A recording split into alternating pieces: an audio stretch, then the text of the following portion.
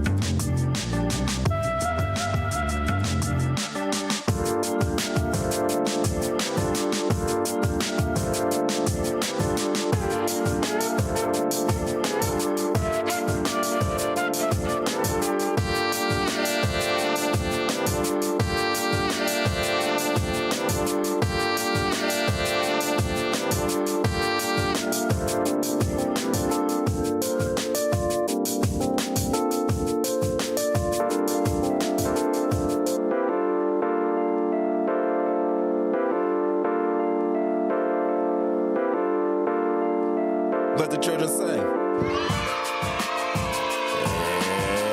that's right. It's Thursday, 7:30 p.m. Eastern Standard Time. 313-825-5557. Join us live right now, right here. We're here to be clear. Look at those bars. Look at those bars. Seriously. Or you can join the Jump Out Boys. Guys, pardon me. Jump Out Guys.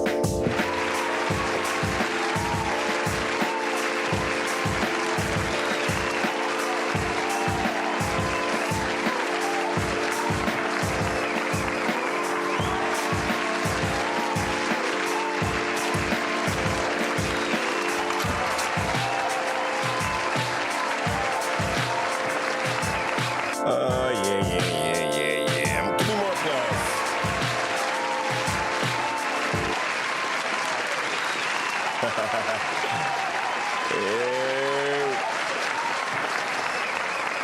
Yeah. What's good, everybody? Give me my applause. But most importantly, let the children sing. We are back. Last week we were not here, and there was so much action on these digital streets and out in the real streets. But we had to take a little hiatus, and we are back tonight. Not feeling top notch, but you're going to get the top notch, whatever we do here.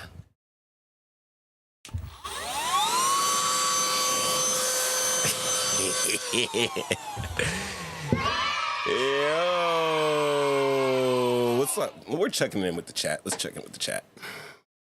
What's up, guys? Hey, everyone. Ramid's in the building. Camera's kind of jacked up here.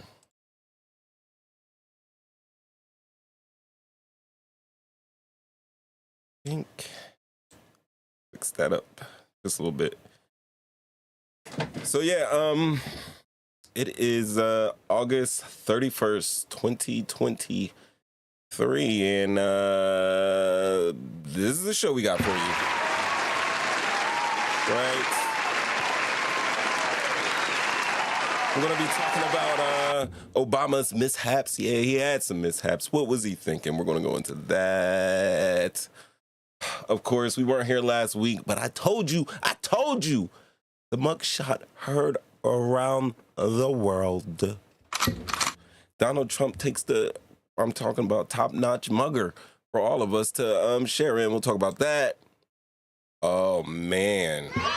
Let the children sing for this man right here. Some people put me on to him. They said check him out, and I did, and now I have to share with you my opinion. There's been so many people talking about this guy, Oliver Anthony, who sings a song called Rich Men North of Richmond, as in Richmond, Virginia, as in Washington, D.C., because D.C.'s north of Virginia. Here we are figuring out clues already in the game. Let's take the countdown off because we are in here. And then, man, listen, senseless insane, crazy, whatever you want to call it, just senseless act of violence in Jacksonville, Florida, that has shaken the nation to its core. We're going to go in about that event, that sad, strange event. We're going to talk about some things that have cropped up because of this strange event, and we're going to get into it. But first, let me remind you, it is Thursday, 7:30 p.m. This is a live show. I have to confess to you guys that, yes, you're seeing it. It's saying the me episodes, right? But that's going to change.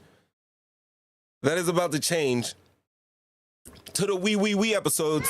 Let the children sing, because this is about not just me. It's about the we. And honestly, let's take them back to right there. Honestly, hey, guys, it's all about you guys. And if you got anything you want to share, you want to add, let's get into that right now.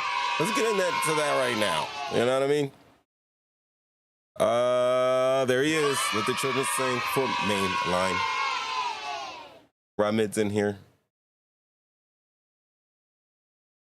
Yes, rest in peace, Terry Funk.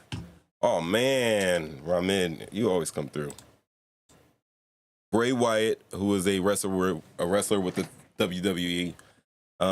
Terry Funk, who is a classic wrestling superstar, like one of the OGs of wrestling. And of course, The Price is Right's Bob Barker. I'm hearing memes saying he died at 99, getting as close to $1 as possible without going over. But if he would have got the $1, you can still win that showcase. That's all I'm saying. But rest in peace to those guys. You know, Ramid, I don't do rest in peace on the show. I got something about that, but still, we'll do it. Oh no! Look at this guy.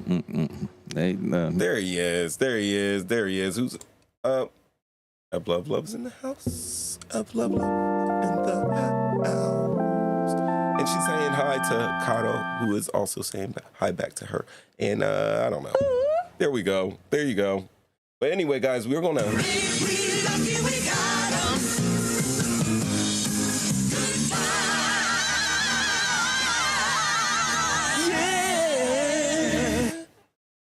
Let's get it. Oh, yeah. I forgot to tell you. Duh. 313-825-5557. The phone lines is open. I keeps the phone lines open. I keeps them open. I ain't lying. I keeps them open. Oh my goodness. We're doing it in Espanol also, guys. Just so you know. We don't just do it in English. We do it in many a language out here. This is what we got. There he is. He's back. You know who that is. Oh man. Guys, as I'm going through the board, you know what happens. It happens every week. I don't know. And honestly, I don't do it on purpose, but it's happened again. I have yet another button that has not been labeled. What can it be? The American dream. No, you know that's my go-to. But let's check it out. You guys want to? All right, let's do it. It's always Halloween in my soul. It's always Halloween in my soul. One more time. It's always Halloween in my soul. Oh man, I'm not mad at that. I forgot. I'll be messing up because Kato's. Bitch, I'm from Cumberland. That's our sound effect right there. Indeed. But yeah, guys, what's going on, chat? Don't start. You know what? I'm gonna throw it on auto real quick. Guys, feel yourselves. Indeed.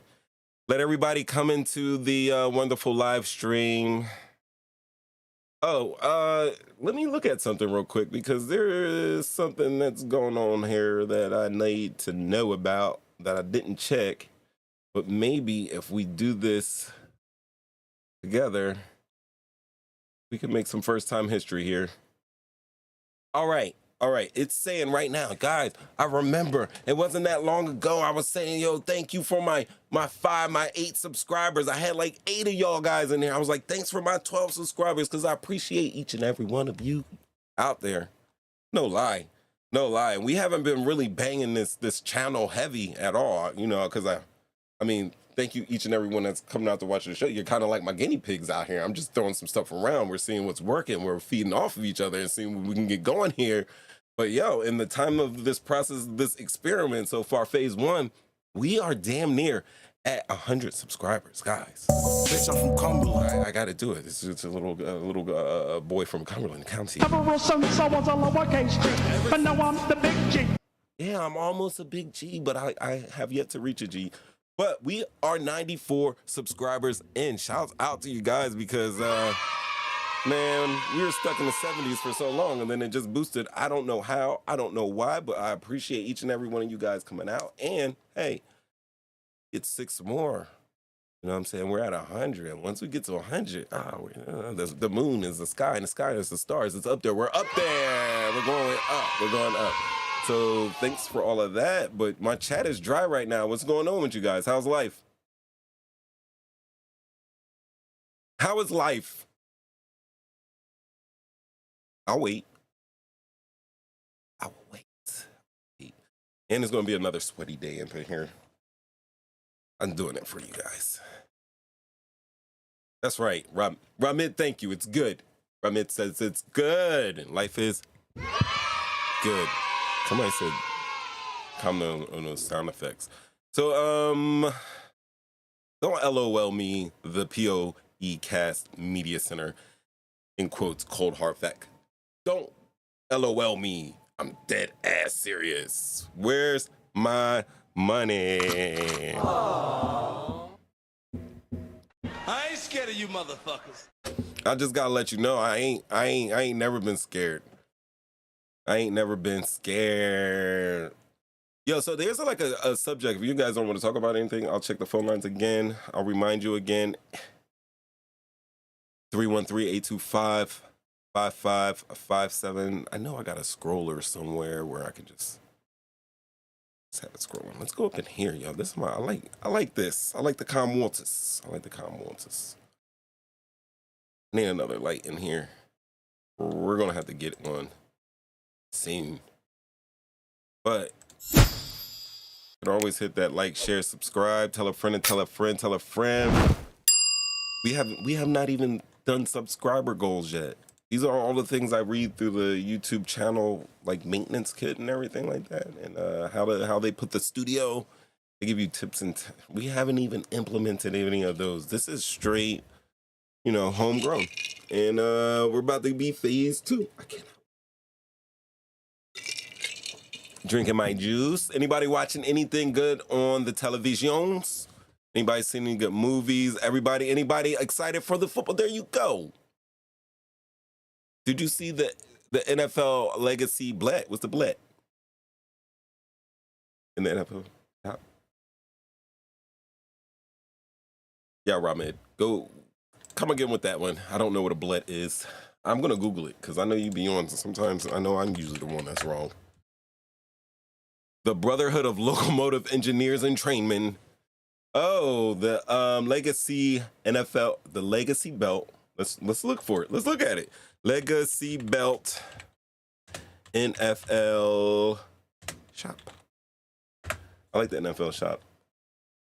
Oh no, sir. I'm gonna throw it up on the big monitor if I can find it. Yeah, I think this is it. All right, this is what Ramen is talking about. See that thing? Hunter's amazing show on Prime. Yo, she's not lying. I put F Love onto Hunter's. It's basic, and this was during COVID. We were watching it, and then like I had got a couple episodes in. I thought it was good, but for some reason we started watching something else. Probably like the Dragons, Game of Thrones, and whatever. Like that probably came on. We got but yo, look at this legacy belt right here. We can definitely talk football tonight. We can talk whatever the hell you guys want to talk. What's good, Sella? Breakdown. Nights like this, I wish that raindrops would fall. That's my movie. 5 Heartbeats right there. But yo, we were watching Hunters on Amazon, and it goes. It's about a group of, an organized group of people out there hunting Nazis in the 1970s. I don't even want to throw out all that. Storm is in the building. Storm's in the building. I think I got rid of my thunder. And look what she did. Yo, I got rid of my thunder. Look what she did. I don't know what this is. It says RTF. Let's check it out. I done went and took me a bath and got myself all cleaned up. Yeah, that's for later. That's for later. That's definitely for later. We're just celebrating. We're just celebrating here.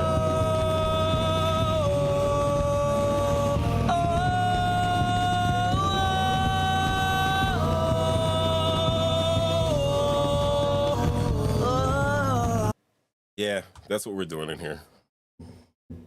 Oh, we're all up in here. Tell a friend, hit like, share, subscribe. If we get 100 before I go off, I'm telling you, I'm going to go off. I don't know what I'll do. Never mind. I'm not going to do none of that. None of that that's on my mind. Look at these. We got some. Hold on. Look at mainline.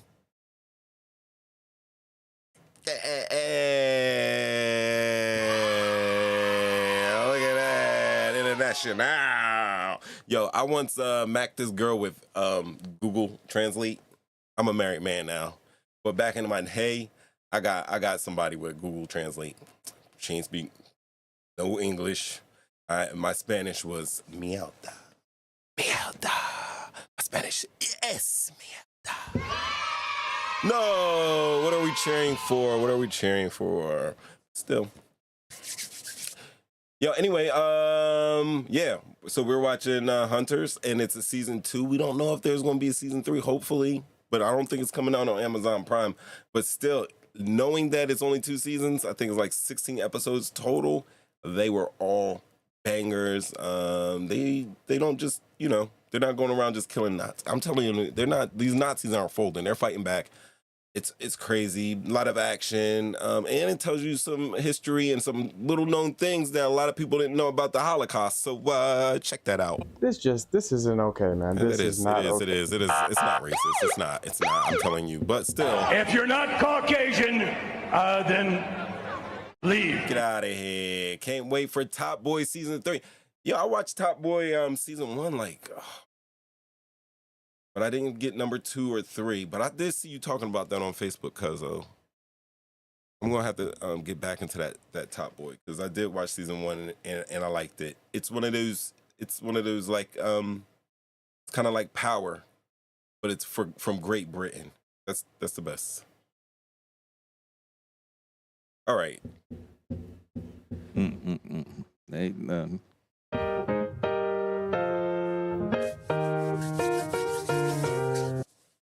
Rubbing my hands like Birdman, because once again, let me remind you, check out our show. This is what we're doing. We're going to be talking about the senseless acts that took place not that long ago in Jacksonville, Florida. Oh man, so many things going into this. Ron DeSantis showed up to lend a helping hand at a vigil, and he was booed, and there was some action behind that I would like to talk about. Oh man, not only that, but then of course, this is the whole thing. We're definitely going to talk about the Obama and his mishaps, and I'm putting Obama. First of all, let me tell you, the color scheme. This is a thumbnail. I think I did my thing on this thumbnail right here. I'm liking it. It's kind of my eyes are drawn to it. Maybe with the Obamas over ouch. Maybe it's not the thing, but anything. He didn't like the black people, the shooter. Ramid, I need you to stop telling all the story, but you're right. He ain't lying. We'll talk about the mug shot because we didn't get to talk about it last week. These are the things that we're going to do on this show. And definitely we're going to talk about Oliver Anthony Oliver. For man, when you got 2 first names, first of all, he got 2 first name, 2 last names. Because that could be a first name or a last names, but it's 2 of them. It's like Ricky Bobby. So when you think about it, you think of ding, ding, ding. He's got a beard, he's got a guitar, he's wailing on something. You see his mic, it's some country stuff. But I think a lot of people judging the cover and not the table of contents and or the index.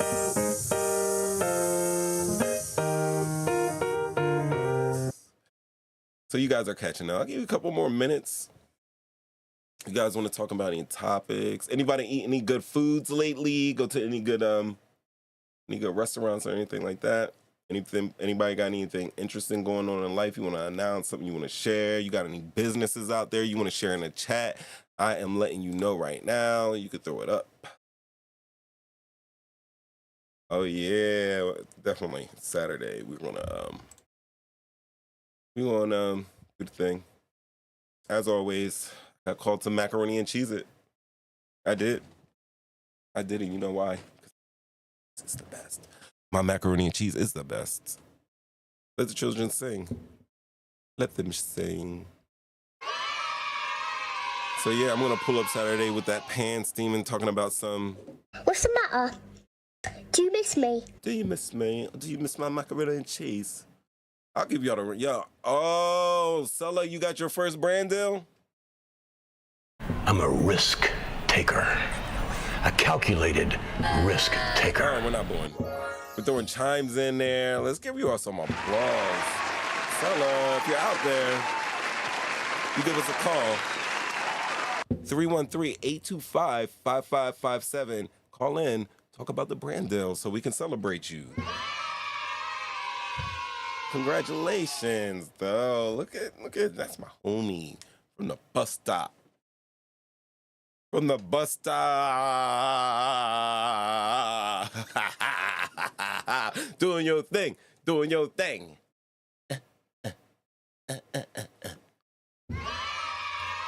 I love that. I love hearing that. Anybody else?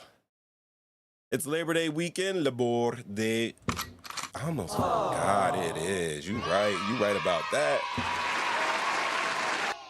That's a federal holiday. You supposed to get off on that one. Good and terrible. Supposed to get off on that day. I love it. Beautiful, beautiful, beautiful. I love good news. Guys, let me tell you what. I'm back on the Peloton again. You know what I'm saying? I'm hitting the 40s. I'm taking my dog out on walks in the morning. You know, I wasn't feeling that good over the last couple of days, but let me tell you what. I got on my Peloton exactly 3 times in the last 2 weeks, and let me tell you what.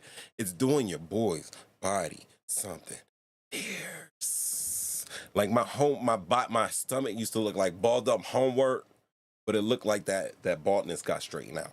Like somebody put it over their lap and spread it out smoothly. Don't be hating on me. Don't be hating on my progress. You know what I mean? I'm probably sweating in here. That helps. Mac and cheese. That's what I'm bringing. And I'm going to eat delicate portions because I'm trying to keep the weight off. I eat to live. I don't live to eat people. Oh, it's good. Good and terrible. You know it. All right. Okay. My phone line is dry right now. My chat's looking beautiful. I'm enjoying it. I'm enjoying you guys. I'm enjoying you guys right now. Yo, that's the thing. Your Oculus is sitting in the front seat of my car. I tried to bring it over to you. I actually had it, but that was the last thing that was on your mind before I left the house, sir. So, there you go. I'm gonna sweat it. I'm sweating it out.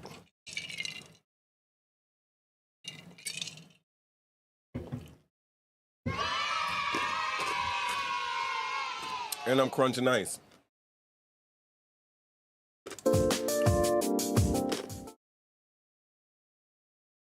We're getting there.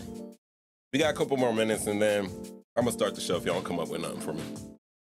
I'm giving you a chance. I talked to somebody, and when you guys talk, I always listen. Like, who the hell am I, guys? I'm not 100 subscribers yet. You know what I mean? I'm at 94. If we get 6 more, we're gonna be at 100. I want to hit these triple digits. Before I go on vacation and get some sun on my legs and my toe knuckles. Straight up.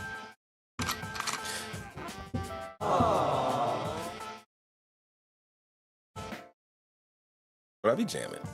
But yeah. I got like accused, like, yo, you don't let us, like, or you'll be doing these topics or whatever. Like, you do these topics. Sometimes I'm not even gonna lie. He's in the chat right now. He calls in all the time and he's like, yo, like, he'll say like, oh, it doesn't matter what you're talking about. But you know what? I think everything matters.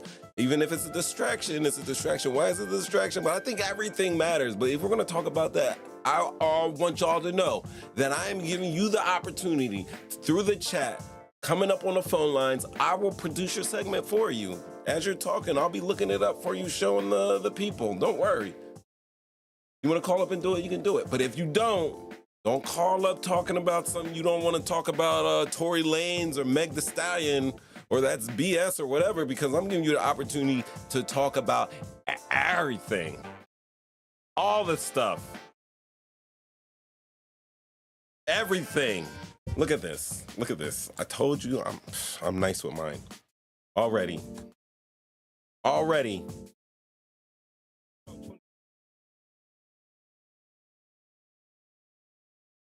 Hello, this is Mo 3 Times. Who am I speaking with? So 2024. No, but who am I speaking with? You know, it's your boy El Vlago. Richard Revolution. It's the Richard Revolution. You're a real crumb bum. Yo, thank you. But we are going to talk Trump. You know that, right? You know we're talking Trump today. And just because of you, El Vlago, just because of you inspired me that we're also going to talk about Obama's mishaps as well. Right? Only fair? I know he's not throwing sound effects on me. The administrator! I know he is not throwing sound effects on me, guys. What is this sound? It's always Halloween in my soul. Yeah, no, now it's... Are we going to have a battle right here? Back on that bullshit again. Back on that bullshit. I just wanted to come back on that bullshit. Back on that bullshit. Back on that bullshit again. You know what I mean? I got sound effects. Just coming in. Mo 3 Times is on some bullshit. Just coming in. Hot news. Mo 3 Times is back on his bullshit. Yo, that's not funny. And it's not fair because I thought we were playing by a rule where you're actually hitting buttons. You said that out your mouth. You didn't even hit a button. Yeah, that's my. You know, I have my.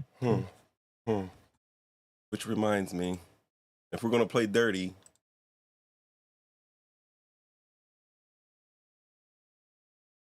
I'll unmute him. I unmuted him. Okay. Break down. Nights like this, I wish that raindrops would fall. Yo, so it's almost 8 o'clock. Revolution, what you want to share with us? What's up? What you got for us? I was just messing around with you. Just call in. Here for you to jump on me when you're ready to start. I'm just in the building. Always. I'm trying to fix this. This light is doing something to me right now. I don't know. Look at this. Just giving up all the business back here. I don't know. I'll fix that. But yeah, all right. So we're definitely going to be talking about the Trump mugshot. What do you think about the Trump mugshot? Gangster. That's how all niggas take pictures when they go to jail. It's the real ones. They look it in the eye. Yeah, like when I first saw it, we were waiting for it on last Thursday, which was great. I should have had my show. Like if any day was going to have a show, it would have been last Thursday. But I knew it was going to happen. I was like when I first saw it, when it first came out, I was dying because I was like, yo, on real, you know he had to be practicing that. You know he had to practice. He was in the mirror, mugging. He been around black people all his life till he became a Republican. And yeah. Natural. Yeah, not all of his life. I mean... Ooh, that was a good one. You thought about it. It was a good one. Definitely. You tried to slip that by. But I remember just seeing a meme of him with Tony Yayo in the studio. And I mean, why would he be in the studio with Tony Yayo? Like, it reminds me of the Dave Chappelle when they were like, after 9/11, they were asking Ja Rule, what he thought of. Or whatever. But no, the whole thing about that was like, all right, you're obviously in it. You don't know Tony. You probably know 50. Like everybody knows 50, blah, blah, blah, blah, blah. But honestly, you're there for self-promotion. Are we mad? Break down. No, that's what it is. We're not going to get into that. But the mugshot it's amazing. You know what I mean? It's amazing. I think I should be a part of your show, like an hour in. I should have like a segment. I mean, I would love to. I would love for you to have a segment where you just go off and do your thing. By all means, you're what you. I mean, you could do that. No. Evening. I want the crowd to manage us because you be handling me hard. First of all, the word pause comes to mind. Pause, super. Right, that comes to mind. And secondly, I don't think I handle you hard or anything like that. It's just that I think we both challenge each other. I think you have a knack for debate. You know, I think you have a great knack for debate. I think you spark the mind, and I think you bring in different ways of thinking. You know, independent thinking, and we always love this because you know that's what I'm about. But sometimes you be on some bullshit, bro. You be on some bullshit. You do. And that's when I gotta reel you back in. Or sometimes it's not even, you're on the other side and you're pushing there, and sometimes I gotta reel you back in there. You know? Like, yo. Now, we be intellectually sneak dissing. You be intellectually sneak dissing. I be trying to shoot back, but then you be handling it.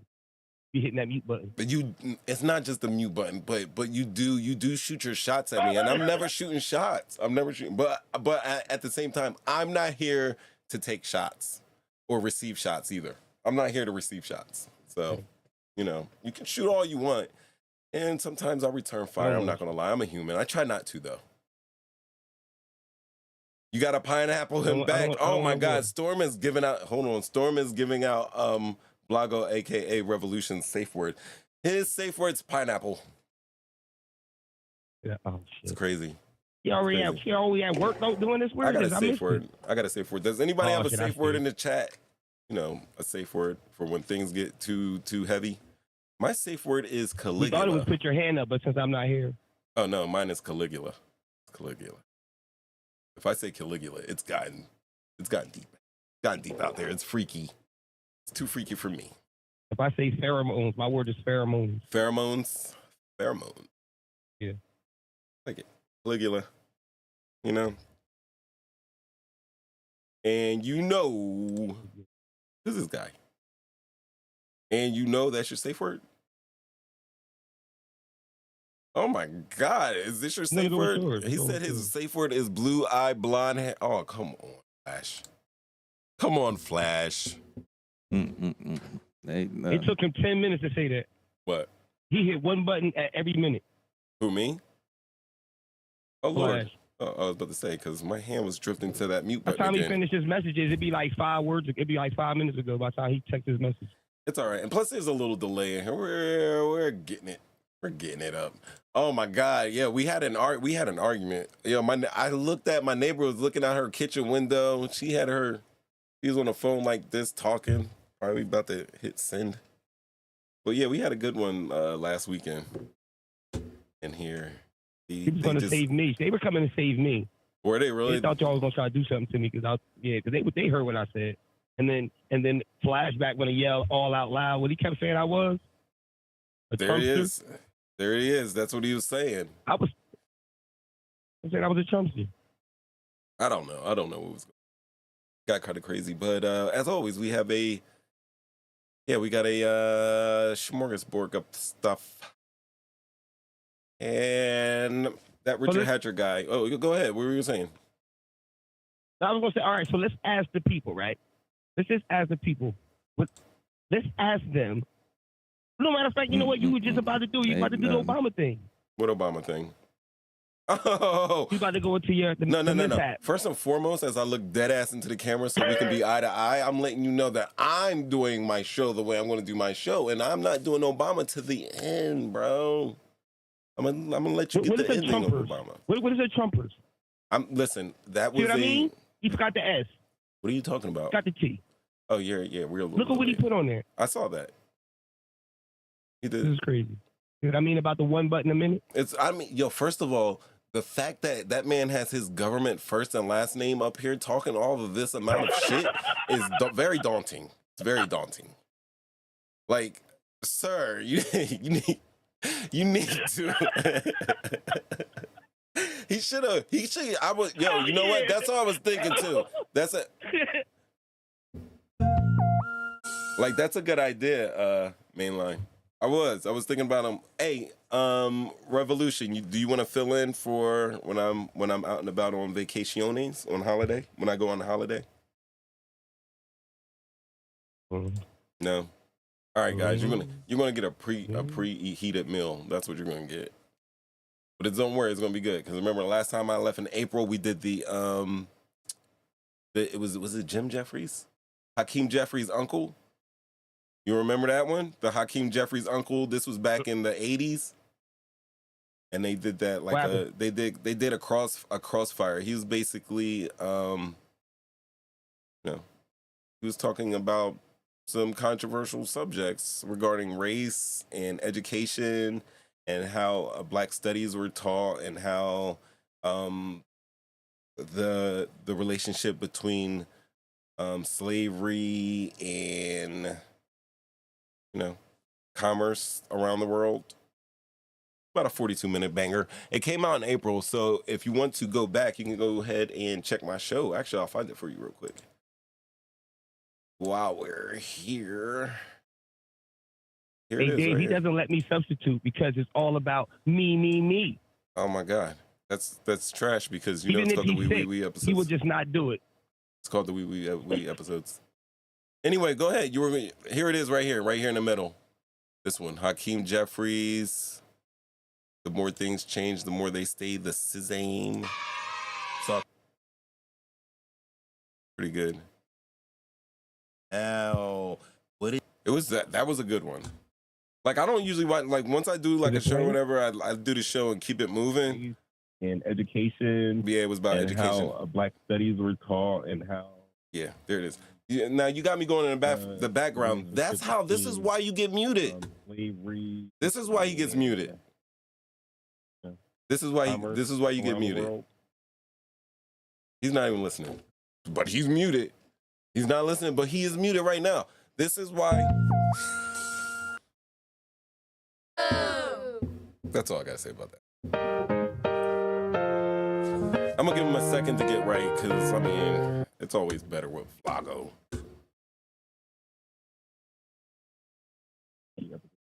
Hey, can you turn down your radio, sir? So we can talk about the mugshot heard around the world. Yeah. Or yo. Oh, I got one. What do you got? Let's talk about, first and foremost, the BRICS. Brazil, Russia, what is that? Brazil, Russia, Iran, a few other countries in Africa. Congo. Creating the new currency that they just offered 6 other countries like Argentina and a few others into the fold to change the world's currency coming soon. That we're working for. Think about that. I mean, yeah, that's cool. I've been waiting for you to give me a topic, and then I'm about to get ready, started on my topic, and then you come up with a topic. Is this how it's going to be? You're doing this on purpose. I'm just scared. You do me dirty sometimes. I'm scared about what? Why are you scared? Why are you scared? Don't be scared. Nobody does you dirty. If you talk like normal man, if you talk like normal person, like human being, we're going to be all right. Is it called The Brick? It's called BRIC, BRICC. I don't know if they put the S in there yet, but it's representing the few First Nations. It's the BRICS. It's the new capital. It's the expansion isn't the end of the New World Order or the end of the world. Responses to the expansion of BRICS. And this is from, oh man. All right, the 15th BRICS Summit came and went, in which 5 membership. Now, this is the membership of the BRICS. It is Brazil, Russia, India, China, and the S in BRICS is South Africa. They added 6 new members 12 years after the first and last time it added a new one. That takes about, meaning BRICS expansion is a big win for China, except for foreign policy. The BRICS expansion is no triumph for China, but it does mean a failure of U.S. leadership. The BRICS really are building a multipolar world. Oh, it looks like they're using a whole bunch of just keywords here. For the latter, the whole thing is part of Beijing's battle for global supremacy and its attempt jointly with Russia to challenge U.S. influence, aimed at rivaling the G7. All right, do we think anybody out here is going to beat the G7? Do you I think it should be done. I don't think it's really about beating, though. I don't really think it's about beating. I think if they do what America stopped doing with Nixon, and that's the Brentwood standard. Once they did that, once they separated money from gold, money became monopoly money. It's not real. So now, and they did that to stop France because France wanted their money. France said, "I don't want I want our gold." So now they've been trying to do this for years. So I'm just saying we're living in the time where one point American money wasn't where it was at. So this is something that for me requires a little bit more research, but this does look like it's in line of what a lot of other people have done to make more money. It's like Gaddafi did. You know, going around and saying that, hey, we're going to get together. And that's why I said, do you really think they're going to beat the G7? Because it's not something that I really want to talk about. Like, to me, it's no conspiracy. Like, there are military forces that are out in the world trying to back the standard currency of the world, which is right now the American dollar and the euro. So they will go to no lengths to protect that. And as far as going back to a gold standard, I would hope that we did that. But I got a feeling the gold's no longer here. That gold's gone. You know, and we've been off of the gold. Yeah, but we've been off. Well, obviously, it was something that's possible to do in Africa. They can still go off a gold standard, but I mean, they're gonna keep on destabilizing. So really, it's something that Russia, it's China, not India. It's really, yeah, it's Russia, China, and they all have their hands in Africa, but there's no way China can't do it. Oh, no, they can. Well, it's called the BRIC. They can't do it alone. Yeah, they can't do it alone. Those same nations that we're indebted to. They're going to have to dig into some. They're going to have to dig into some nations that are part of the G7. That's what they're going to have to do. Kind of like how the I don't want to make this. It's a analogy of how the Saudi Arabian, professional golf league kind of took on the PGA. And now they have everybody switching to their Premier League because they have more money. They're going to have to do some stuff like that. The BRIC is going to something like that. But as far as thinking that us in America will ever go back to that gold standard, I don't think that's going to happen because we're going further and further away from physical money as it is. Everything's just going to be we're going to be working on credits. It's going to be looking like Total Recall out here. But I mean, isn't that what the BRIC is trying to bring back what we originally had until we came into so much debt that Nixon jumped in and stopped it? But the only reason we don't still have that system is because Nixon stopped it. And it was the second time it's been stopped. I think it happened back with Teddy Roosevelt. But Roosevelt. If you think about it too, Nixon opened us up to China. He was the first one to build commerce with China. So Nixon is kind of a reason that we're in this mess as well. We sell things, we gain things in the beginning in order, but we're going to sell our firstborn down the line. And I think sometimes when it comes with trade, that in the past, America hasn't looked farther enough down the line of what it was doing. And then it was a lot of greed and a lot of upfront, give me my money and we'll figure out how we're going to get that cash back to you. And as you know, like you said, Creature of Jekyll Island, there's only one way that we're paying all those countries back, and that's with our hard-earned tax money. So when we go at people who are on, there's we got 1 billion different types of welfare in the United States of America. It's not just food stamps and housing vouchers or Obama phones, man. We got welfare in the form of motherfuckers buying F-35s that don't need to be created in the first place. Exactly. We don't talk about that. That was my point with the BRIC. When Gaddafi tried to create one currency backed off of gold, right? A coup began. So now what they're doing is they're seeing the effects that it has economic-wise. Remember, if America owes all these countries money, and the major countries we were talking about are dealing with oils and natural resources and just regular things that we use on a day-to-day basis, right? If they're saying, listen, we're going to go this way, just like it happened to Jamaica. Jamaica, with $1 American dollar became $55. Became 50. You needed $55 to make $1. So it can happen. It's happened to other countries in the way our country's moving, the way that we've seen that we had a clown as a president, and then because we had a circus as a country, and he just exposed it, and then now we got Sleepy Joe putting us to sleep.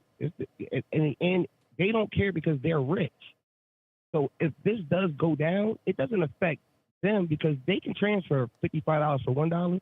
We're the ones that are going to be devastated paying $55 for a loaf of bread. So, like, if that actually happens, if Gaddafi did it and he went to go kill him, now you got Russia, you got China, and you got India, the three major countries, well, continent countries on the planet who are a big part of our where we go to for resources, right? Amongst Africa. How's our way out of this paying his debt? There's a way out of paying his debt, though. You know that, right? How? How do we do it? How about this? Hey, Debo, I would like my bike back. You've been borrowing it all week. I would like my pops asked me to come get my bike back. All right, homie. I didn't know you wanted it. I'll go get it for you right now. Yeah, it's cool and all. It's like both our bikes, but we'll keep it at my house. Boom, smash. That's my bike, punk. Ooh, you done been knocked the F out. This is why we do. I just said like the welfare of why. This is kind of why we also make those F-35s in surplus. Okay, what about this one? So now we know that the oil line was blown up. That the Ukraine and Russia war, the oil line was blown up, and France was preparing to build that long funnel all the way down to South Africa so that they could steal the natural resources for them. And now the countries are going, you're not coming through my country, taking nothing from my people, and we're not getting nothing out of this. So now they're stopping the hold of them being able to build this pipeline that they want to create from South Africa all the way to France so they can just have natural free resources off of another country that they've been trying to oppress. So how do they? Are we for this? Are we for this pipeline? I'm asking. Are we for this or against this? I mean, economic wise, I can't really tell you if I'm for or against it because it's over there and it's what they need. So that in that aspect of when they're talking about France building that thing for France and their natural resources, of course they're going to try to funnel and get money, just like oil and everything else. So I'm not really sure. I'm just saying. And just like even when they do those oil pipelines and they're doing it through a whole bunch of countries, that is a whole bunch of. It's not just Americans or these countries coming to a table in like the United Nations or in some formal type office setting.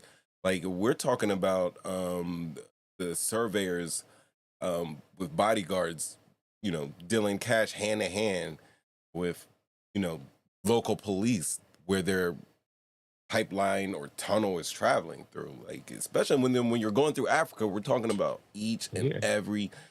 They're all separate countries, separate countries, separate cultures, separate politics, separate everything.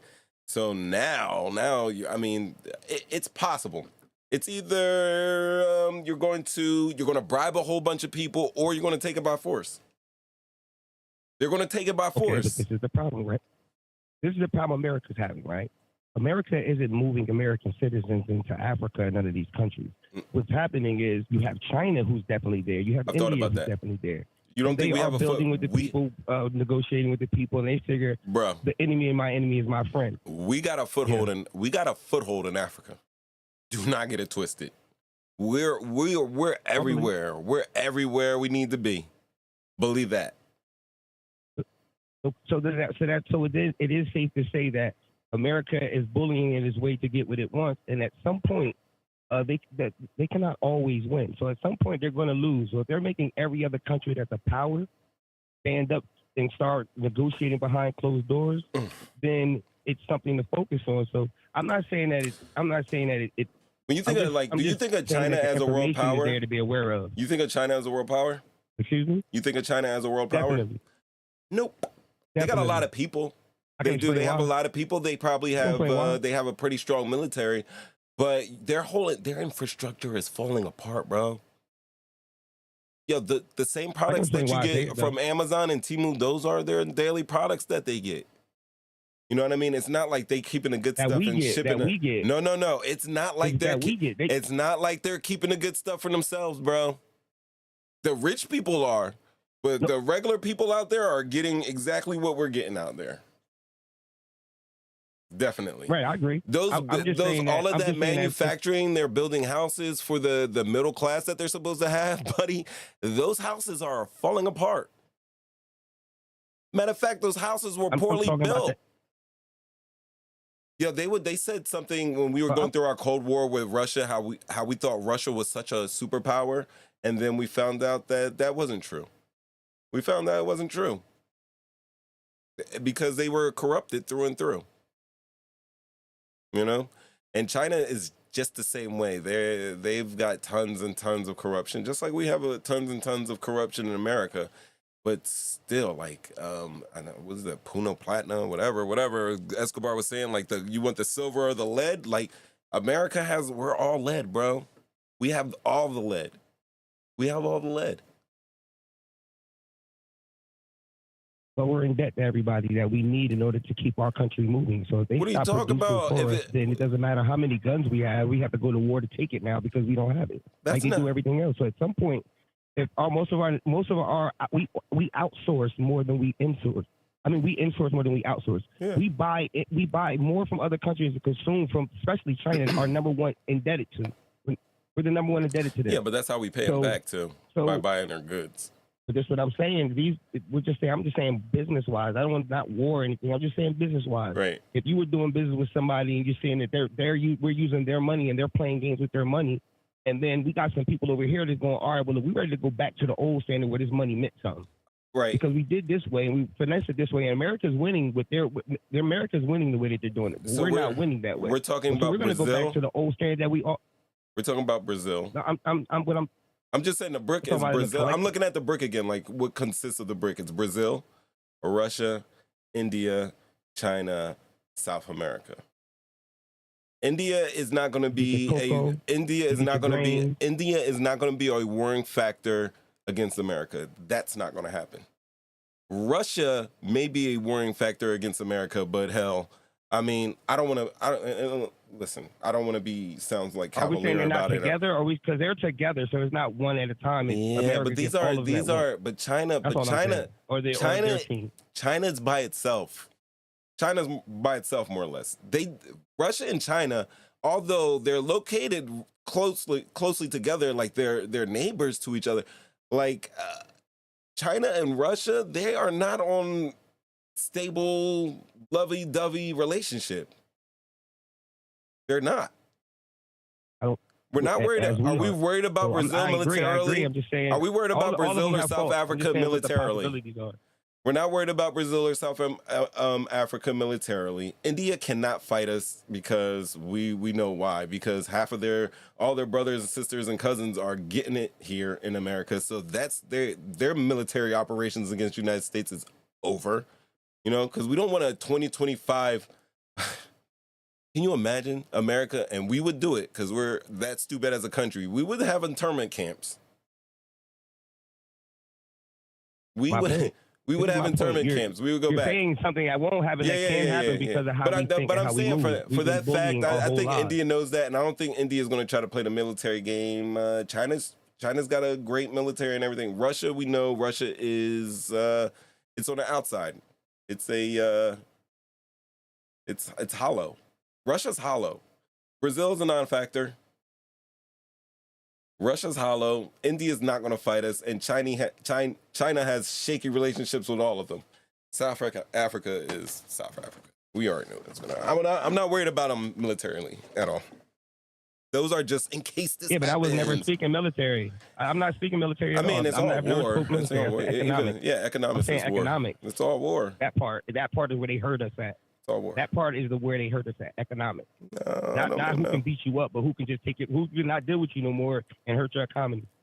If they don't deal with us, they hurt our economy. We don't hurt theirs. You know, and then you know what? I also, as a true patriot that I am, if we stop getting Walmart goods and cheap, you know, I don't want to just cheap Chinese goods. We know we get them. We get cheap Chinese goods. If we stop getting, I mean, Temu and Amazon, it's not gonna hurt us. It's not gonna hurt us. America does have the capability to separate itself from the entire world. We were for so long. We can go. That's what your last president was trying to do. We can go back to being separate. It's not bad. It's going to be. Listen. Now, and I'm speaking. This is me speaking at the age of years old. You know what I mean? I don't know about these youngins. You know, I love my Call of Duty. I love my PS5, but I can go back to just reading books and, you know, looking at clouds and making animals out of them. You know what I mean? I don't know about the youth, and really, that's what we probably should focus on. Like, could they go back to the quote unquote Stone Ages? Could they? I don't know. But each and every country that we've listed, including us, are corrupt as fuck. We're all about a new world order. There's a new world order. They're all playing the Monopoly together. At the end of the game, they're going to all box these pieces up and go get beers. It's like WWE out there in these streets.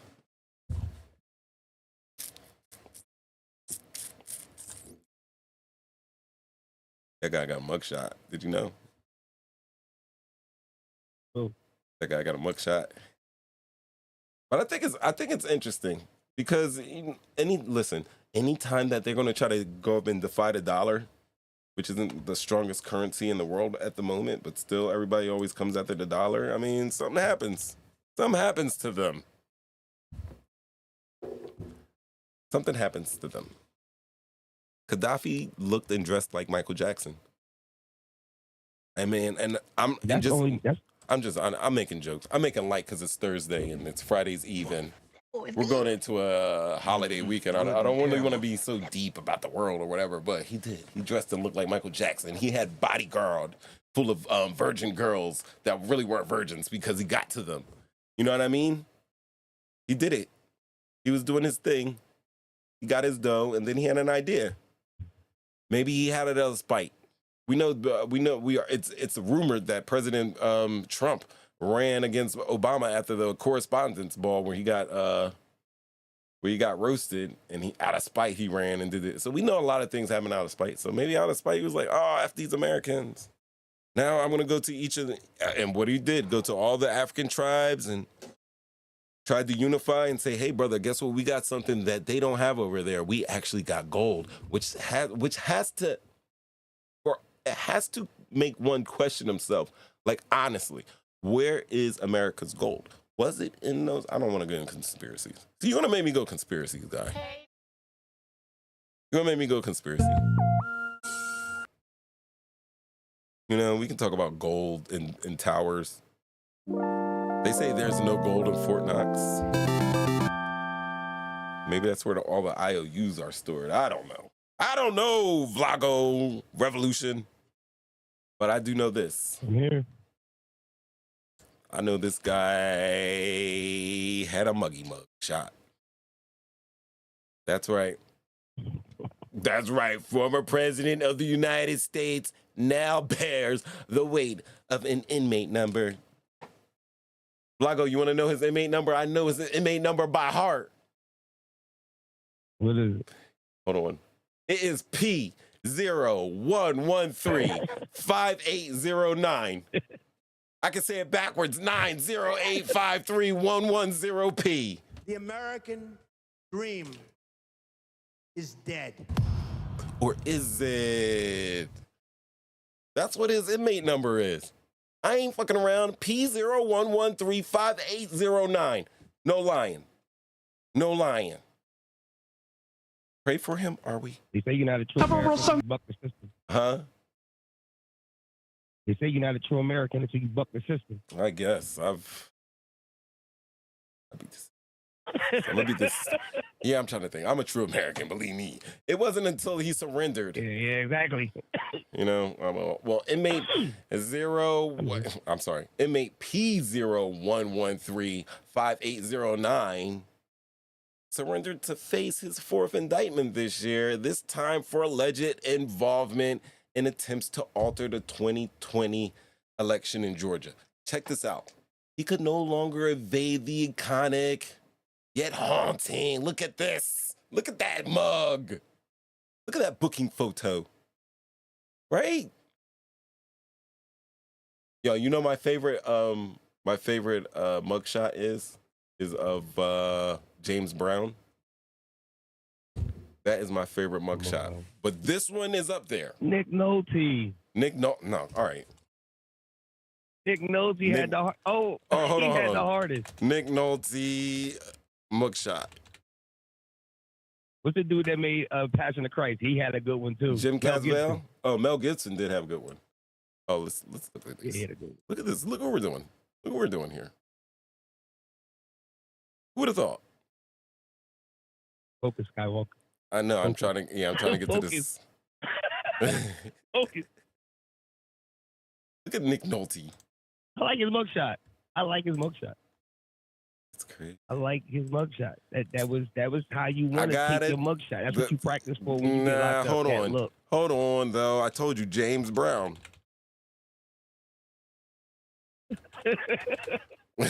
You gonna show it? Show it. There it is. I know what you're talking about. Yo, they damn near look the same, actually. Hold on. Let me duplicate. And go back one. Yo. Hold on.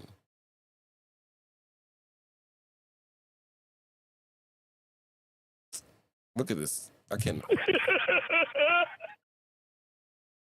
do it. Oh, shit. They kind of look the same. Like, James got that cheese going. You know what I mean? Does he have a blanket around him like a throw? They got James naked, yo. I don't know. Come on now. Look at that mug. They tie, yo. They tie. They are up yo. there. They Ebony and Ivory versions of drunkenness. The mugs. Yeah, that's crazy. They got Rick James. I know he had to have a killer. Man. Jim Carrey. You think Jim Carrey's been arrested? He had to get one. He's a comedian. He had to do drugs and get caught once or twice. I don't know. I've never heard of it though. Yo, this was Rick James. This don't even look like Rick. Oh, here it is. He's like, that's a fake one. Oh my God. So they're all the same person? No, I'm trying to get to that. Oh.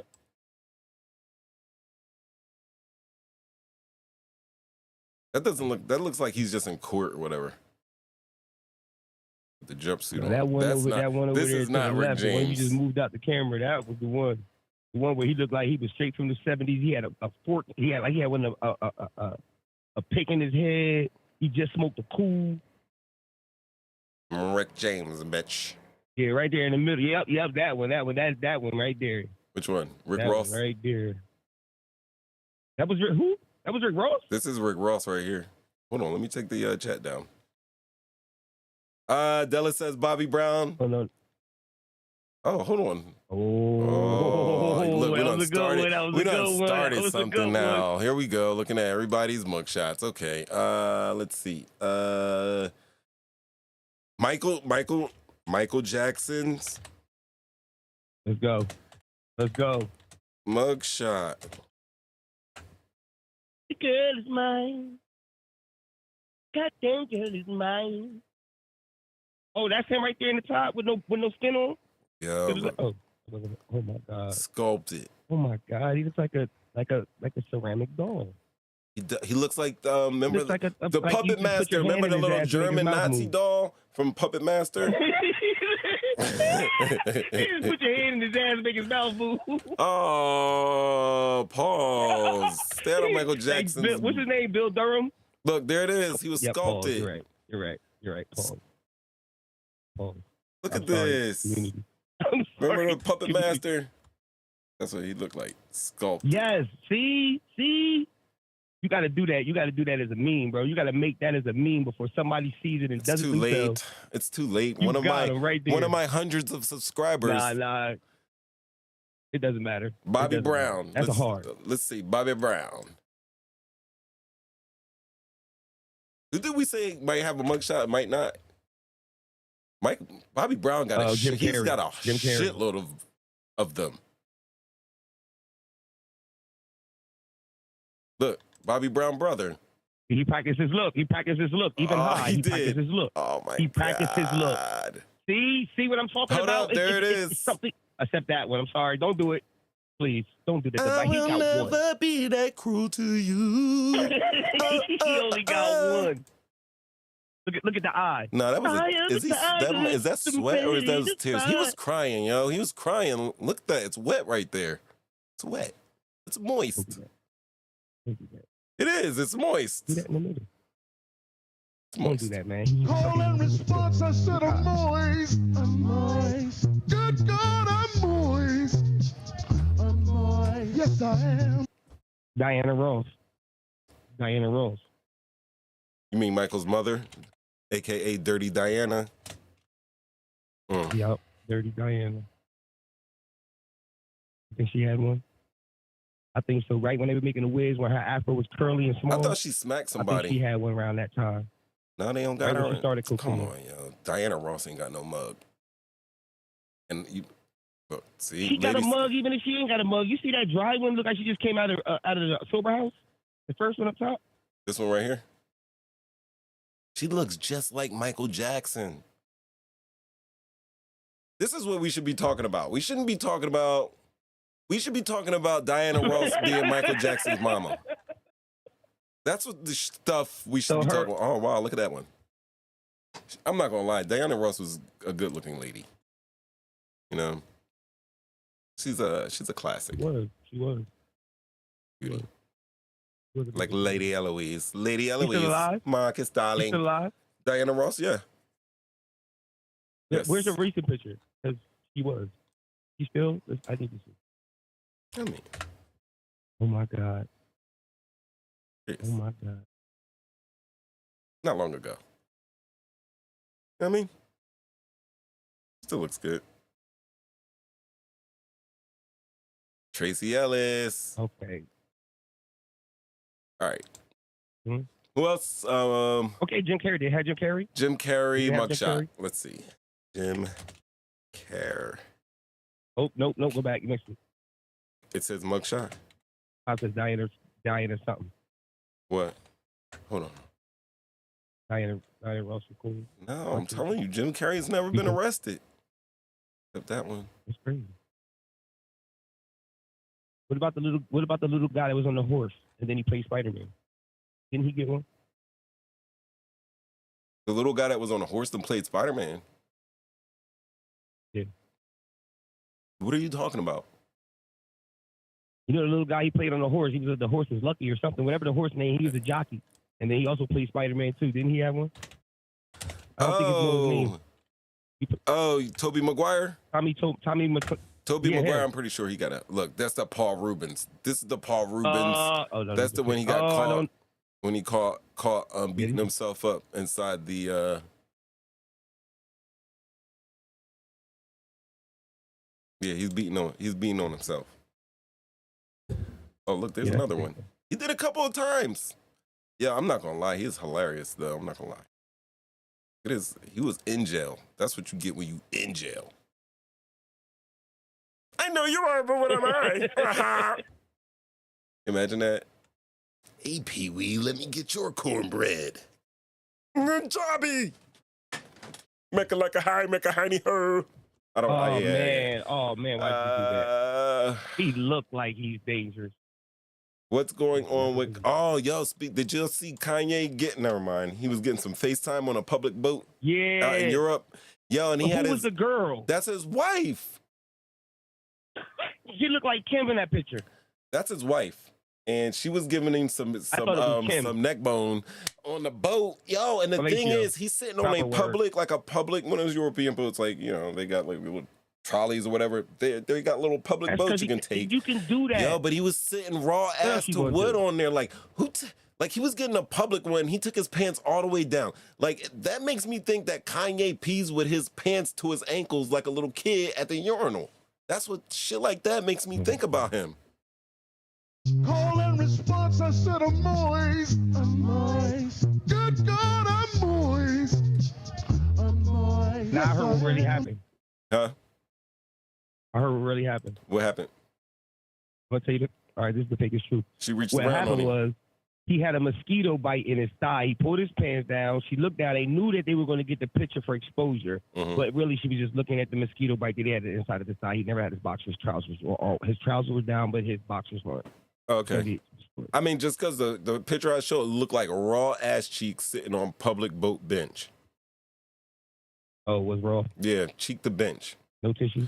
You know the guy who he takes the green screen, he puts a picture behind him, and he just goes in on everything? The funny dude. Like, I'm Ray, him. He showed the picture. Sometimes he doesn't get it right. It's still hilarious. Even when he gets I beat one of my TikTok games on the toilet. If you go to my TikTok, I beat one on the toilet. I think it was the one with the dots, red dots. It was on the toilet. Brazil toilet.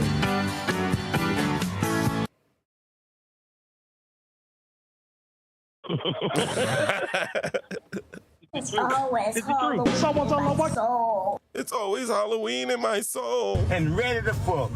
I done went and took me a bath and got myself all cleaned up and ready to fuck. All right, yeah. I don't know. All that. Back on that bullshit again. Yeah, that's my favorite from Pop Heartbeats.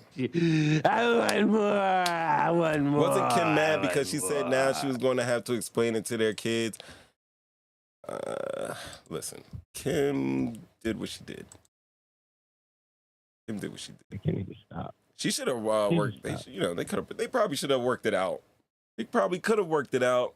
I think Kanye wanted to work it out, but Kim wanted to be with Skeet. That's what she wanted. She thought she had him. She thought he was going down to listen to the people behind her. She thought she had him, and it didn't work. He came off. He did whatever he had to do to get back on top. He did.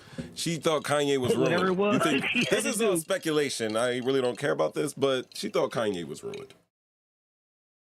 Mm-hmm. Tried to embarrass him, then they tried to break him. When it didn't work, now look at him. But they do to everybody. Andrew Tate, take you through it when you don't conform. Not saying that he, everything he says is like, oh my.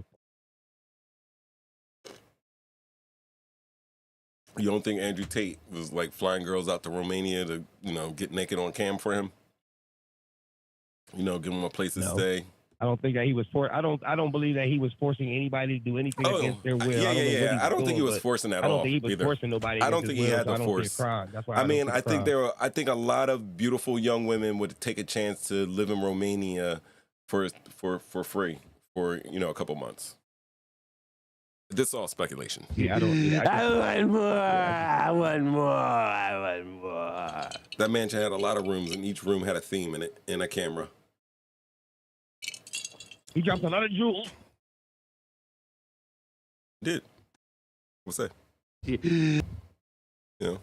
And those Bugattis and suits, they were all tools of the trade to attract these young girls, to show their bodies on cam, to attract young boys, to buy his, whatever.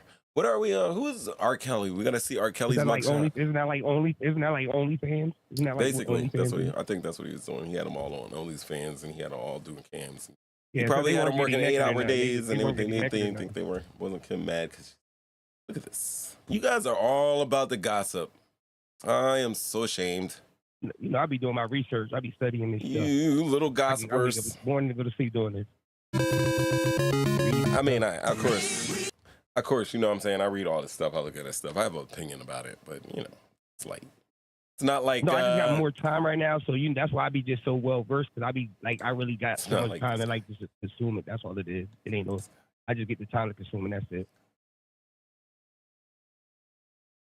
P01135 809.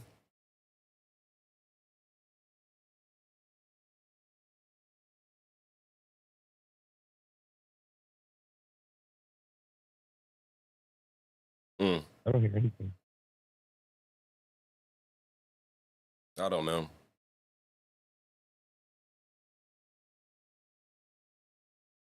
There's a lot of laughter in here. I'm just going through the chat because that's what I'm all about, the chat. Listen. let's set aside the principle that, like all Americans, Trump is considered innocent until proven guilty. In a court of law, the mugshot still holds a unique emotional and cultural significance. You understand what I'm saying? Look at that mugshot. It is a visceral representation of the criminal justice system, symbolizing the loss of freedom. It eternally memorializes what is often one of the darkest days in a person's life, when they go to the bing, the slammer, the joint. I wonder if when he walked into jail, was he like, oh, look at this shithole. He likes calling things shitholes. I bet he was like, oh, it's shithole. You know what I mean? I don't think this is intended for a personal keepsake, but this mugshot is a classic. It's a classic. You know?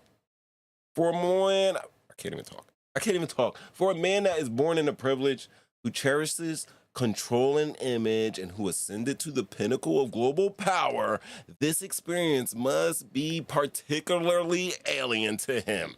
You know, an indictment may be somewhat detached term for words, often pale in comparison to images. That's noted from a former speechwriter for Vice President Walter Mondale. I know, I took it back. But let me tell you something. He was also a Hollywood screenwriter. And a mugshot is a genre unto itself, as we just showed you guys, as we spent about 15 minutes just going into random mugshots. You know what I mean? But don't get it twisted. Yo, 45, he's capitalizing on this moment. Trump, undeterred by the mugshot's potential for shame, appeared to be leveraging it as he seeks a second term in the White House. So while simultaneously battling criminal charges across 4 jurisdictions, notably, this campaign has reported a surge in contributions each time he faces an indictment. And this isn't the only time. This is the last time. Months before he even took this mugshot, he already had t-shirts on the internet that were going for like $36 a pop. That's before shipping and handling. You know, that's another $14 because you're going to want that thing at least next day in like 2 days delivery. But anyone could purchase that t-shirt of the fictitious booking Trump. But what do you think they did with the real deal? So they just threw this picture up we're seeing here with the words "not guilty." And then there's numerous similar designs that are out there on Amazon and all around the digital streets. And they're available for purchase online. And they have ones that cater to his supporters and critics alike. So he has the ones that saying guilty. He's got ones saying not guilty. He's got ones that say guilty AF. It doesn't matter. His image and likeness are being used. Melania. Put this on Tumble Dry. I don't know. I can't do the Trump voice. But yo, look, now that they have a real mugshot to work with, look, within minutes, they were releasing Trump's booking photo to his campaign and seized the moment for fundraising. I mean, Political said like 5 days ago he had raised all $7.1 million over. So, I mean, I would go down to Fulton County and take a mug real quick if I knew I was going to get $7.1 million. But still, I mean, that's not here or there. He's still got to face those 91 charges, him with his other 19 cohorts. And then you got to think that somebody's going to flip. Somebody's going to flip. But yeah, that's what we got going here. That mugshot, when you take lemonade. That's what you were saying, Della. Is that lemonade? That's lemonade. 7.1 million. That was 5 days ago. So you know he's got a probably cool like 12 right now. Easy. So Trump pleads not guilty in Georgia election subversion case, seeks to sever case from co-defendants who want speedy trial. It's funny you bring that up, Ramid, because why? Listen, if I was Trump, I would want to push my trial back as far as possible. Because honestly, he is the front runner for the Republicans. He's probably going to win the presidency. And guess what? As a president, he could possibly run the country from behind bars. Although we know no one would ever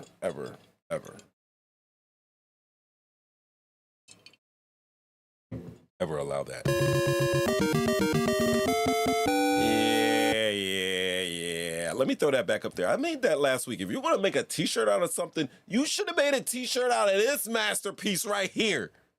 Seriously, let the children sing. Give me applause. Cut the applause. Let the children sing again. All right, there we go. So yeah, that's what we got, peoples. Little Trump. Vlago, you still there with me? Who else is in here? Oh, guys, I forgot. You know what? Vlago's on the phone, but we'll kick him off. You can call in 313-825-5557. He's always going to call back. I talk to this guy all the time. I know him. him. You got multiple calls. They can call in. Yeah, you guys call in. We do have multiple lines. We have multiple lines. Yeah. Talk to me, Mini. No, was that lemonade in your cup? Look at me with the...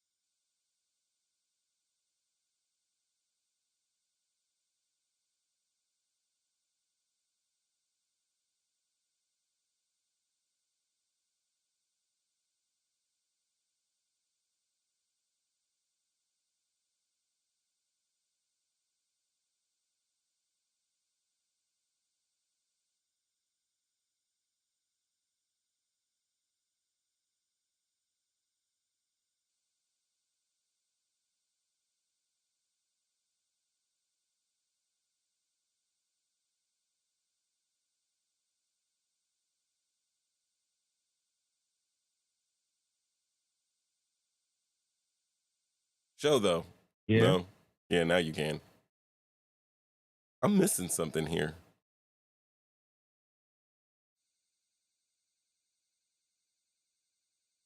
Oh, that's because I had my so I was in here teaching Kiki how to run these boards, and she was hitting buttons and I was hitting buttons, and there it is. Hit that green button. Yeah. No, you know the eyeball? Yeah. I was teaching her how to open the eyes for the show, because she's going to be my administrator one of these days. Yeah, when she going to drop her show? Yo, she was sitting here and there. When I looking at her, I was like, yo, she's about to drop her show. She'll drop it when she's ready. Okay. She will. She's busy. Oh, yeah. I still got that joke. She's in band. She said her teacher's putting her in band. She's going to be in first chair because she can hit the high C. Can't nobody else hit them high C's. Many people know them as the Jump Out Boys in their city. Jump Out Boys. Jump Out Guys. Go back to Lemonade.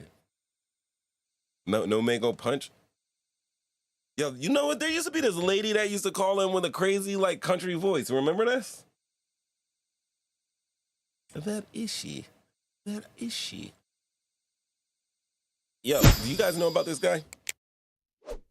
Have you heard about Oliver Anthony?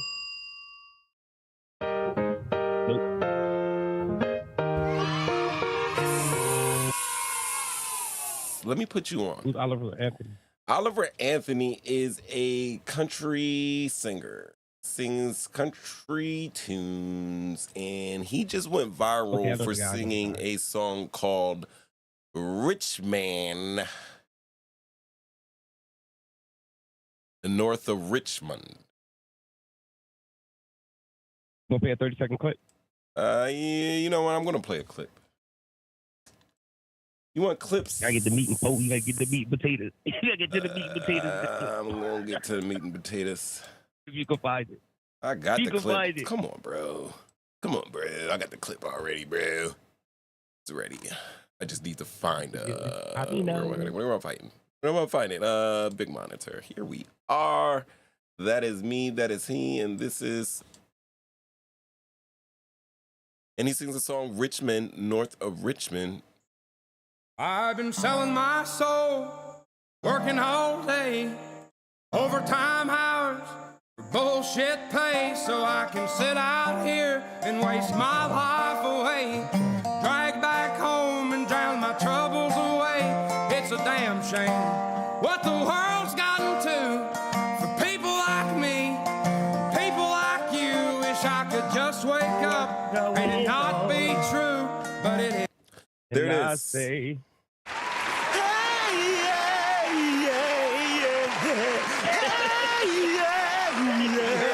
And I say, oh, you heard me? I'm back. Yes. I wake up in the morning. Yeah. So this is Oliver Anthony, and look, you see a guy. He has a big bushy red beard. He's playing acoustic still acoustic. I don't know what the hell kind of guitar this is, but he's playing the shit out of it. It's a banjo acoustic guitar. I don't know what it is. I know we have the great musicians in here. What type of good guitar is that? Anyway, he's singing this song. I don't want to copyright things because it's going good. Like this is a smash hit. It's a smash hit. It's a country song. It's a smash hit. It's taking the country by storm, if you will. And he's gone viral for it. Music companies have approached him, tried to give him like an $8 million contract, which he turned down because, oh my God, you can't put America in a 360 deal. Damn you, Hollywood. But seriously, like they did. They came for him, the powers that be, and he said no. And I think that's a good idea because, I mean, you're obviously singing your song. You already went viral. You got people coming to you. You got, like, true fans that don't want to look at you out. You get to be yourself because I think a lot of times when those guys go to those music companies, they turn you into what they think you should be, not exactly who you think you should be. So that's what he is. And let me tell you what.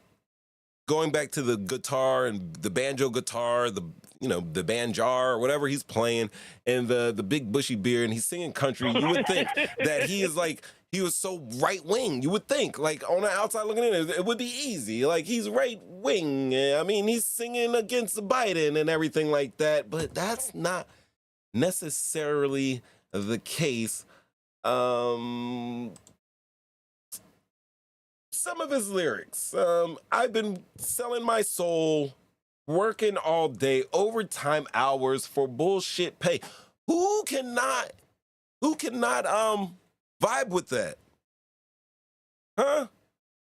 Who cannot vibe with that? Who hasn't been there? Who hasn't worked their ass off and looked at their check and be like, damn, who am I working for? Am I working for Joe Biden right now and the IRS? Am I working to pay back them PPP boys? Right, I know, we said Joe. I gotta give it to Joe because we just did a Trump thing and I'm trying to maintain the illusion of, what's it called when you're not unfair against anything?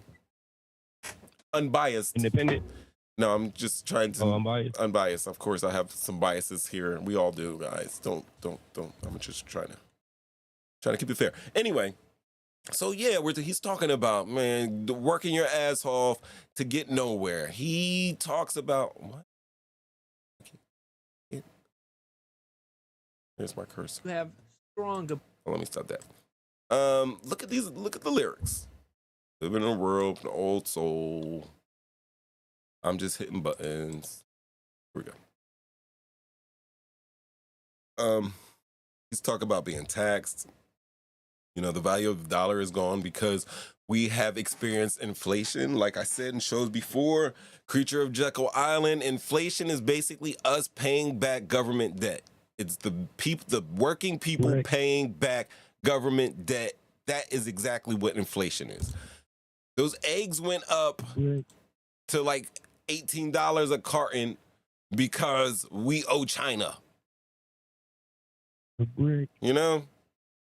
I wish politicians will look out for minors and not just minors on an island somewhere. That was a Epstein dig. We got folks in the street ain't got nothing to eat, and the obese is milking welfare. Well, God, if you're 5'5" and you're 300 pounds, taxes ought to not pay for your bags of fudge rounds, because the worst thing a working man wants to see is a big... Oh, internet, you almost caught me, internet.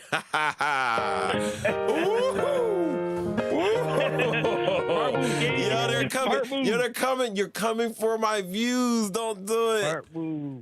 All right. All right. I had to control myself right there because, yo, like, honestly, though, seriously.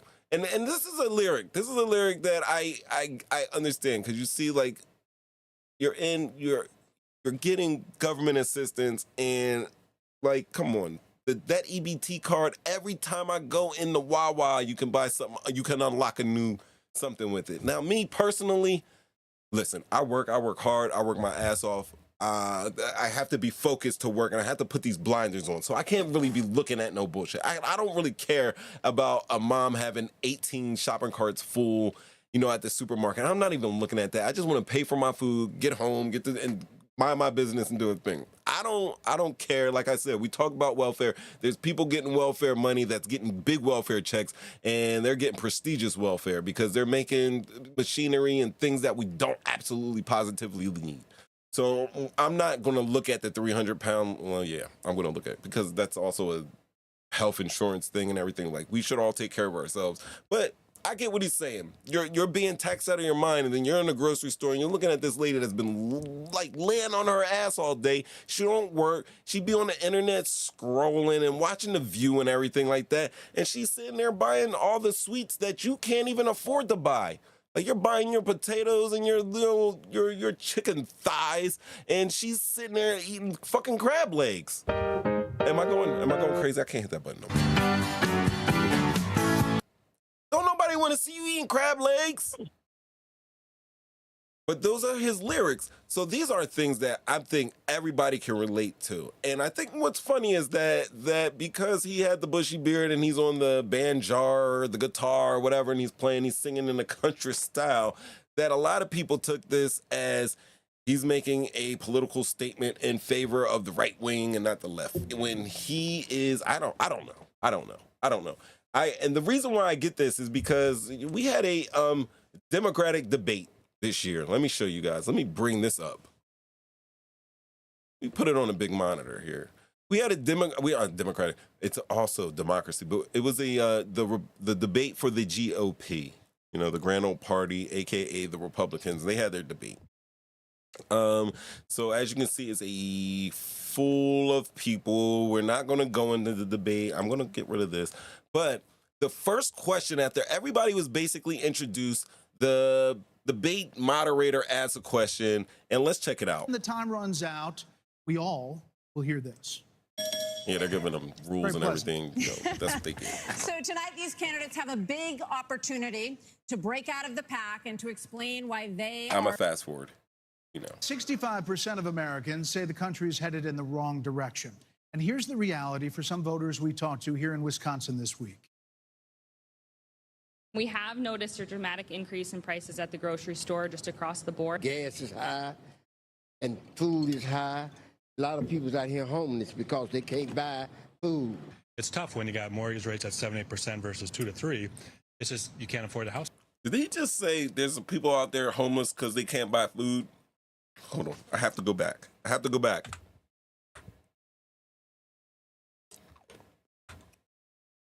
And food is high. Grocery store just across the board. Gas is high. Gas is high.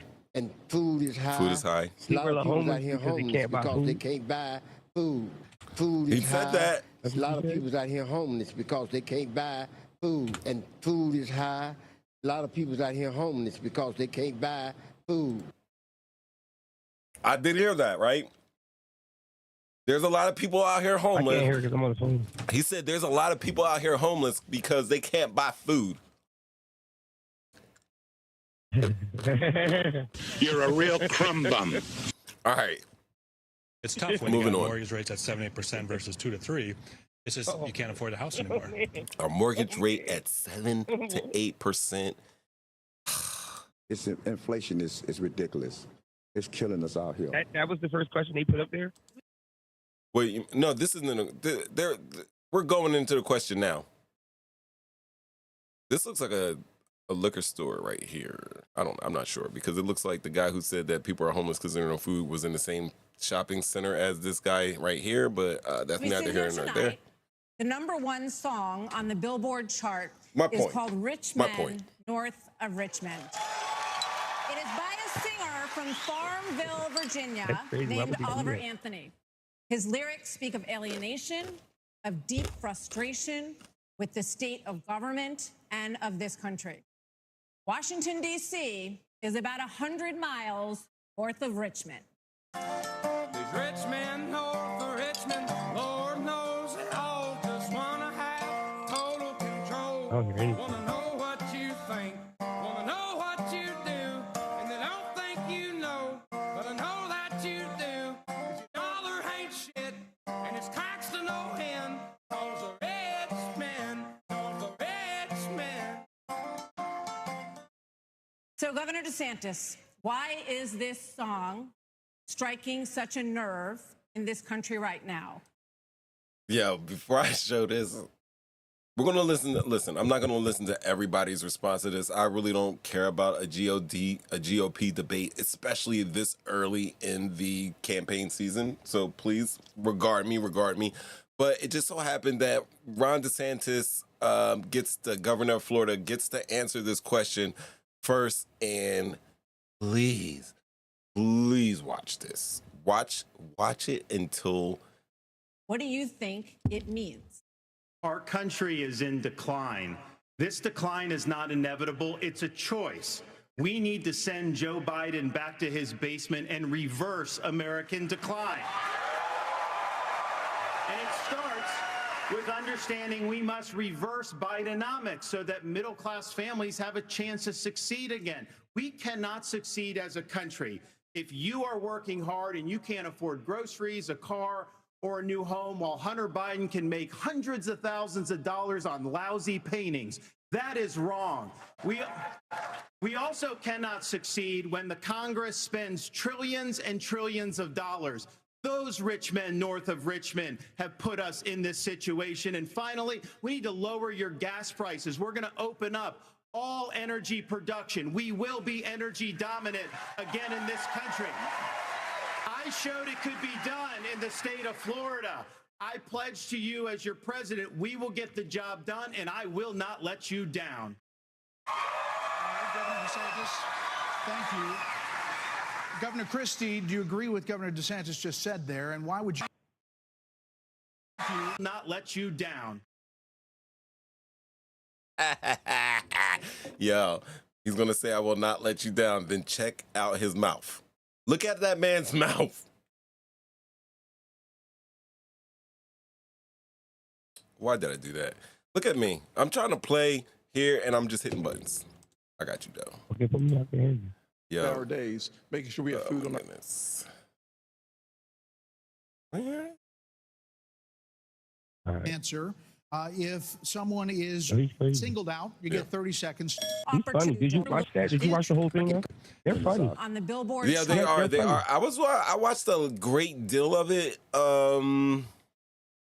Let's see. Like there was another part that I found interesting. Did you see the smile on his face when he ended? Yeah, that's what I was trying to point out. Yeah, hold on. It's called Richmond. Understand it again. We Like it hurt. Here it is. Oh my God! Remember? Hold on. Look back here. His eyeball.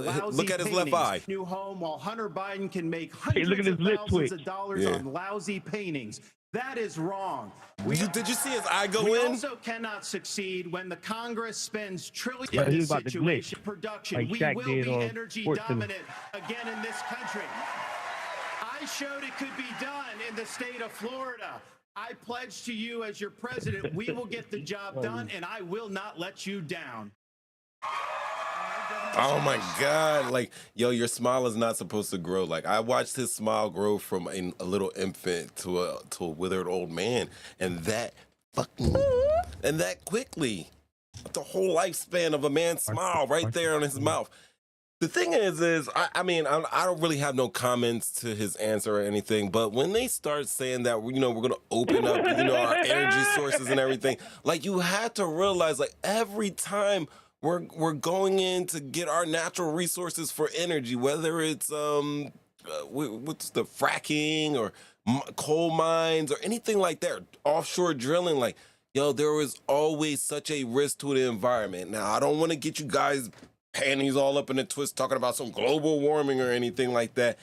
I mean, even though scientists say it exists, we're not going to talk about that because there's been a lot of disagreement about global warming. But I think we can all agree that we would like clean air and land and water. Wouldn't we want that? Right? So, and hey, if we have to frack and we have to get some, you know, natural, we have to get some of our own stuff for energy, our own oil and natural gas, and we have to break into our own land to do that, then I think it should be heavily regulated to ensure that we don't have Gulf of Mississippi spills. So we don't have, like, people in Pennsylvania, when they're turning on their faucets, they can light their water on fire. Like, we shouldn't have that shit. And when we're talking about energy, a lot of people applaud like that on the right, but they fail to... But it's a lot of people on the right out there in that heartland that have their land is destroyed because of this energy. So I think we have to be careful with that. I know that the right side tends to like less government intervention because, yeah, I would definitely, if I'm not paying all of these economic fines, these fines for tearing up the environment, I definitely could give everybody a bonus that would help them. But that's not the case. So we have to be mindful of that. I just want to talk about that natural energy because I love this earth and I like clean water and air. And lately that hasn't been very good with our government on both sides of the aisle. That's all I'm saying. So that was right. That was Ron DeSantis with the crazy smile, and that was the Republican debate. But we brought all of that up because we're talking about Oliver Anthony, and Oliver Anthony actually had a response to all of this because they were taking him as he's a symbol for the conservative part of things. But let's hear what he has to say about it. Let's check it out. Well, you know, like, it was funny seeing my song in the. It was funny seeing it at the presidential, because it's like I wrote that song about those people. You know, so for them to have to sit there and listen to that, that cracks me up. But it was funny kind of seeing the response to it. Like, that song has nothing to do with Joe Biden, you know? It's a lot bigger than Joe Biden. That song's written about the people on that stage, and a lot more too, not just them, but definitely them. It's cool seeing some of my other music come out because people are, I guess, starting to appreciate and understand what it is I'm really trying to say. It's hard to get a message out about your political ideology or your belief about the world and its change. But I do hate to see that song being weaponized. So there you have it. They say, yeah, hey, buddy, that song is meant for the whole lot of you. It's not like I'm going at, let's not use this as an anthem against Joe Biden. This is some shit that we got to clean up. Right. I think anybody who's in their right mind will be, because I know, like, people get mad because I go at Trump or whatever. But I mean, Biden can get it too. If, like, when they talk about the documents, like, yo, Biden did documents, like, if you, let's think about it. I mean, and this is, I'm going to bring it down to like an African-American black man point of view. Black people have been voting for white presidents since black people could vote. You understand what I'm saying? There has been probably, like, in the history of presidents, there's probably been like 3 notable presidents, people that ran for president that may have been swaying black people. Shirley Chisholm, she didn't get the nomination. The next person would be Jesse Jackson in '88, where Jesse Jackson was actually leading in the polls, and they still put Michael Dukakis in front of him, and then we saw how that ended up with George Bush Sr. winning, And then Barack Obama in 2008, who was going against John McCain and freaking, what's her name? From Alaska. Like, honestly, I know a lot of people don't like Barack Obama. Sarah Palin. And that was a tragic slip up. I think that actually doomed McCain at the time. My opinion, on the outside looking in. For sure. But let's not act like Barack Obama just came in and was rocking fucking truck jewelry talking about I'm black. And we were all like, oh look, it's Chocolate Jesus, let's go do it. Everybody that was saying that, calling Barack Obama Chocolate Jesus, saying that black people are voting for Obama and Jesus. This is how they treat Trump like he's Jesus. You know what I mean? A lot of his followers, not all of his followers, gotta say they gotta be disclaimed, because we always gotta disclaim. Except for a certain people don't ever get disclaimed. It's just all of them. But what I'm saying here is that overwhelmingly, when it comes to the black vote, black people just been voting for, who they thought was the best candidate in each and every election. And a lot of times it was white people. That's all I'm saying. Oh, joke. It's all crazy. We don't need none of this. We all need to stop even participating in this. I don't know. Do what you do. Oh, Al Sharpton. Pops, did anybody ever take Al Sharpton seriously? Matter of fact, Al Sharpton, Donald Trump used to get the same Al Sharpton treatment. You would see him, he would make a couple of sound bites. He would be in the race for maybe a month or two at most, make his points, and then he would be out. Donald Trump was doing the same thing. 3 presidents.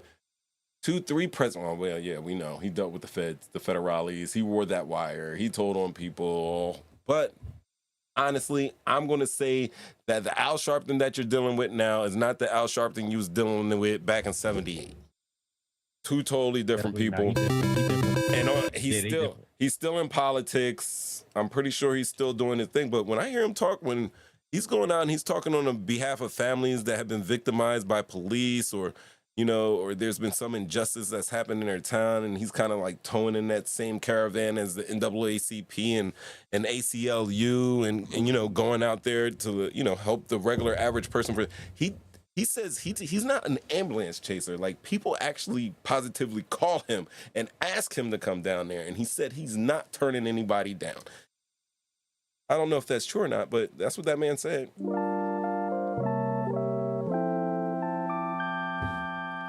But yeah, Al Sharpton has been running forever. Has Al Sharpton ever been taken as a serious presidential candidate by the overall African-American, Black American, blah, blah, Black man, Negro, colored man, American community? It's never happened. People be making shit up. People be making shit up.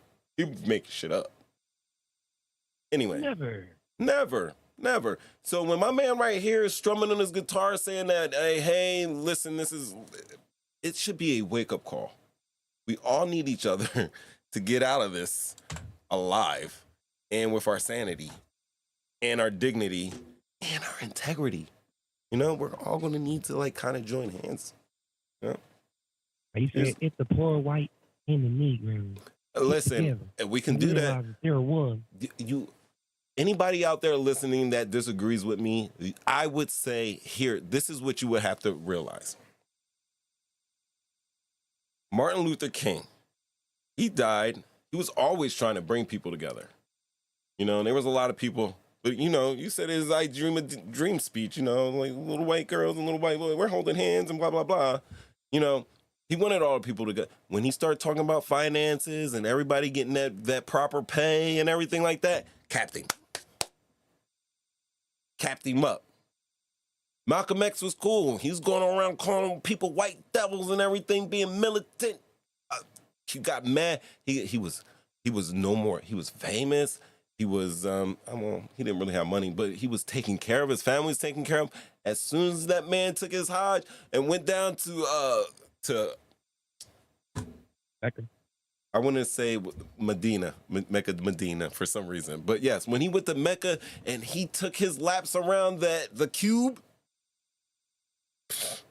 And he came back and he saw that, oh man, I am sitting here and I'm communing with the white man, the white blue-eyed devil, and he's saying, what do they say? You know what I'm talking about. He's reading the Quran, and he's on his Hajj. He's on his Hajj and everything like that. And look, and I realize that we're just brothers in Allah right now. And there is no difference between us. And we are spiritual, and we are this. And guess what? We're all together. So you know what? Now I'm ready to work with everybody. Boom, boom, boom, capped him up. Anytime. Oh, hold on. And not let's least forget my man, the chairman, Fred Hampton. When he got the gangs, and they didn't mind it. They started watching him. Got the gangs involved. Then he got the poor white people involved. He got the poor Latinos involved, and they all came together. And when they all got together, the FBI was taking panoramics of them. Bomb, bomb, bomb. And they all got together and said, like, hey, bro, we're going to stop fighting each other because guess what? We already know that it's these MFs that's messing with our lives. And this is the people that we should have war with. What happened to Chairman Fred? Capped up. Anytime you tried to bring people together, they're going to cap you the fuck up. So Oliver Anthony, oh my God. I know this is sick and twisted to say. But you hope that bullets was passing. No, nothing like that. I just say that we all need to be together. We all need to just talk about stuff that we agree on. There's going to be a lot of shit that we disagree on, and we can disagree on some stuff. But let's work on the little things that we agree on. I think we all agree we want clean, fresh, breathing air, right? If you don't agree on like global warming and stuff, you do agree that they're polluting our lakes and streams, right? You like fishing? They're overfishing these waters here. Let's talk about the shit that we agree on. Let's knock that out. Injecting our fruits and vegetables. They injecting our fruits and vegetables and all types of stuff. I'm with that too. I'm with that. I think that's more of a phase 2 thing because people need to wake up on those things. But I think there's some stuff that we see that's going on now that we all recognize as fucked up. And those are the things that we need to work on first. And we can get into those fruits and vegetables because that's a big thing too. Not saying that's not big. I think that should be prioritized as well. But as far as the movement goes, because there's not a lot of people like thinking on that level, let's start with the little things. Let's get build our frequencies up. And then boom, we're all antennas here. And we're all transmitting and receiving. Duplex style. I'm going to hit a button. I don't know what button I'm going to hit, but I'm hitting one. Say what again? Say what again? I dare It's you. always Halloween in my soul. I done went and took me a bath and got myself all cleaned up and ready to fuck. I done went and took me. You know what I mean? Back on that bullshit again. So this is what we got here. Everybody, let's come together like butt cheeks.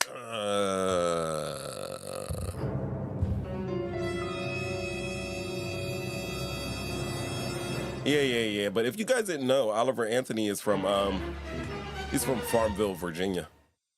East Coast lad. You know what I mean?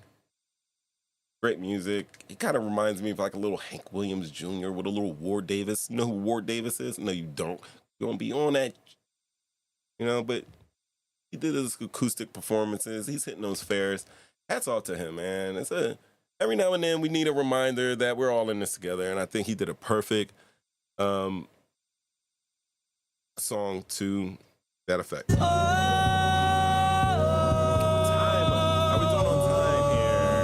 we doing on time? You guys still out there?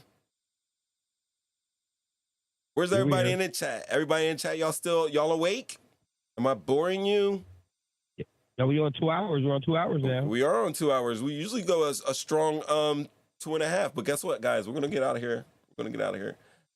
We did Oliver Anthony. Oh, we didn't talk about Jacksonville. Guys, we're gonna talk about Jacksonville? Oh. Let's get into Jacksonville. We definitely need to. Anot Joseph Laguerre Jr., Angela Carr, and Gerald Gallion were all victims of this chump face, who I will not even name, sitting behind me. But I will show you a little. We did the little things on him because he took his own life. Now, let me tell you what this piece of trash did. This piece of trash is a white supremacist. And I'm going to summarize because I really wanted to get down and dirty into it. But as always, guys, I fly where you fly. But this is where we're landing at right now. So this guy right here, this man with the X's on his eyes, killed these 3 beautiful people who were just minding their business at the Dollar General. First, this man started at a Family Dollar, you know, like the orange and purple one, the Family Dollar. Dollar General's op. The biggest op of Dollar General is Family Dollar. You know what I'm talking about, right? You guys have seen Family Dollars. I want to show you. See? Well, this guy down here and to the right, this jerk, he stopped at the Family Dollar, and you can actually see CCTV coverage of him going through there, kind of casing it. But it was probably a shitload of people in that Family Dollar, and it wasn't a soft target that he really wanted to hit, because really what he wanted to do is cause a lot of chaos with a lot of threats to himself. So after he left that Family Dollar, he went to a nearby HBCU.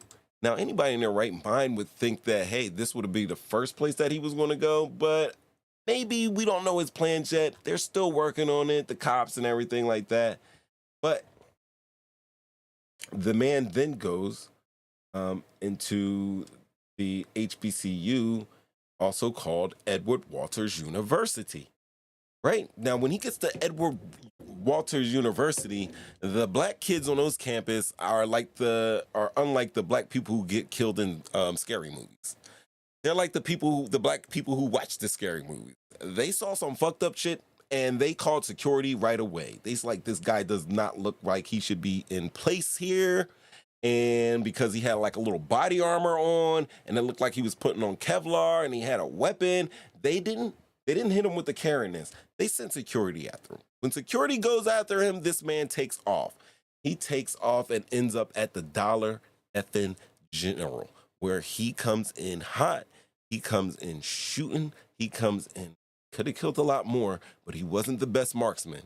And he ended up killing these 3 beautiful souls. Anolt Joseph LaGuerre Jr., 19-year-old man. Angela Carr, who has a daughter, and Gerald Gallion.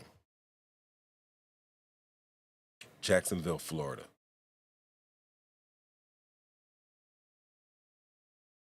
Oh, so why he went after a crowd who ran out the back door? He shot and missed a lot. He ran back in, shot and missed some people. And Nog actually came in with his girlfriend and got shot. I'm sorry, Gerald. So additionally, this shooter, that's who we'll only call him by the name The Shooter, he had an AR-15 style rifle, and it featured racist symbols, including swastikas, further underscoring the racially motivated nature of this tragedy. He was a lone individual with white supremacist beliefs, instigated a wave of destruction at the Dollar General. Before arriving at this location, like I said, he had conducted reconnaissance at the nearby Family Dollar. Subsequently, the shooter made a stop at Edward Waters University. That's when security came because they weren't having it, and he ended up killing these 3.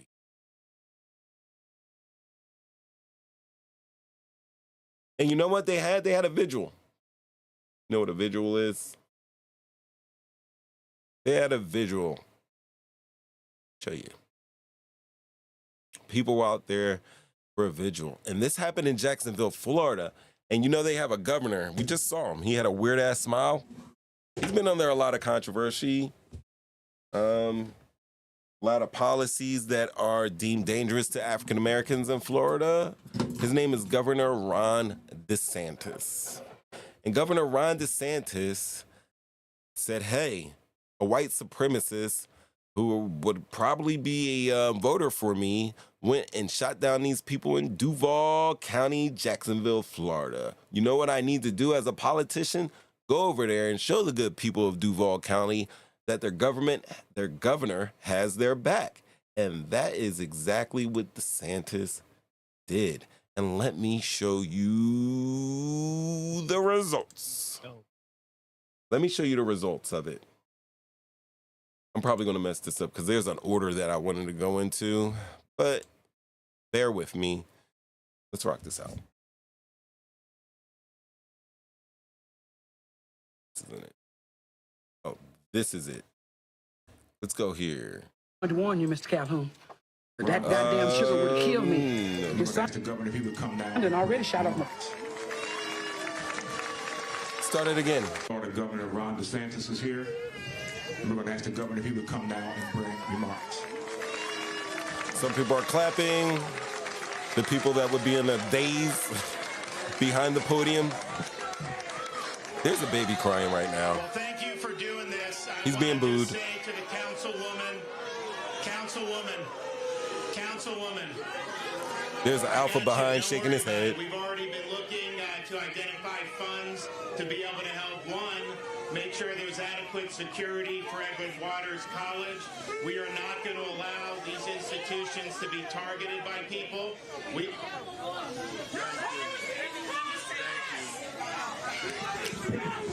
Somebody yells out, your bullshit policies started this. I mean, these people are out at a vigil. They are mourning the 3 lives of these people that were taken by a white supremacist. And if we're going to sit here and act like that Ron DeSantis hasn't been kind of leading... Damn, what is going on here? Hasn't been leaning that way, then we're mistaking ourselves. We are really mistaking ourselves right now. Listen, honestly, Ron DeSantis says some crazy shit. The shooter obviously was crazy. I think there's a lot of people out there that that are freaking racist out there. Honestly, there's a lot of people racist, and they get these words that DeSantis, because DeSantis kind of, throws himself out that way, and it looks like he's trying to do everything to stop stuff like African American history, and they say CRT, and then he's made comments saying that the slaves. He said that slaves got great on the job fucking skills, basically. He's like, they gained great work experience by being slaves. This is the shit that Ron DeSantis says, by the way.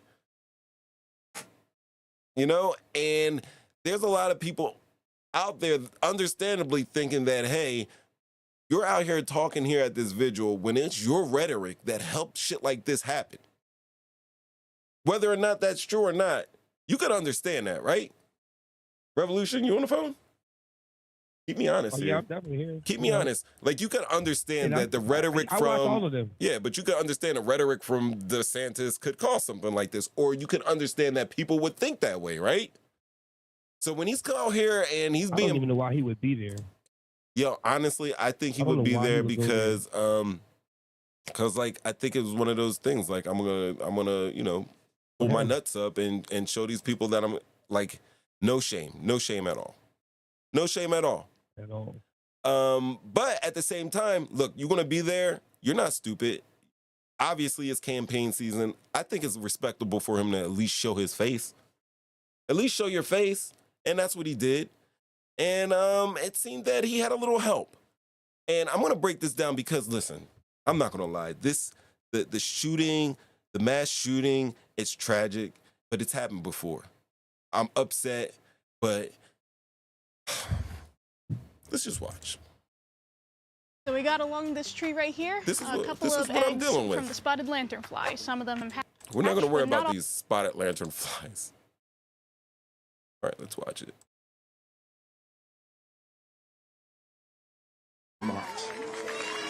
They're booing them straight from the jump.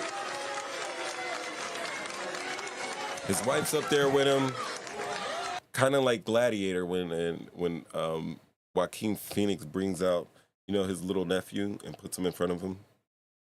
I was going to say Well, thank you for doing this. I want to just say to the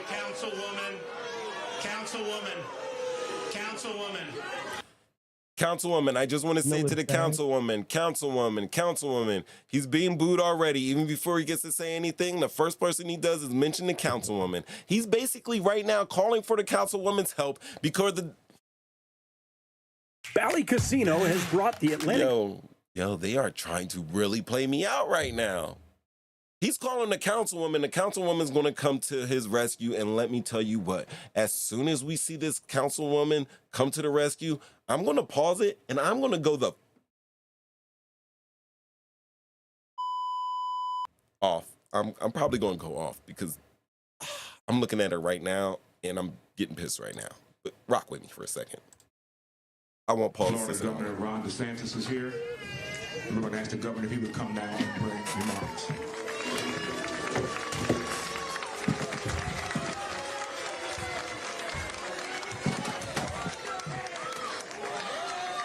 Well, thank you for doing this. I want to just say to the councilwoman, I got you. Don't worry about it. We've already been looking to identify funds to be able to help, one, make sure there's adequate security for Edward Waters College. We are not going to allow these institutions to be targeted by people.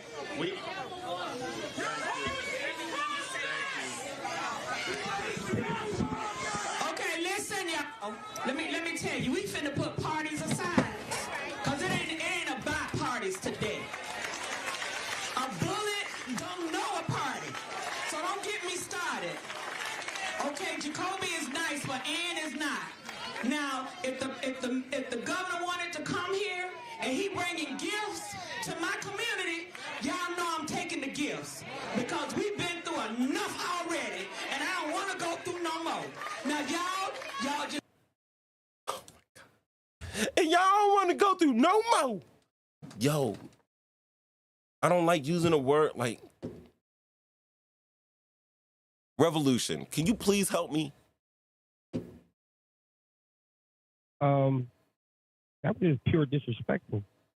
I mean, for him to just be there. He knew it too. He knew it. Was just, and he already. And then he said he didn't even have enough respect to know her name. He didn't even know her name. Councilwoman.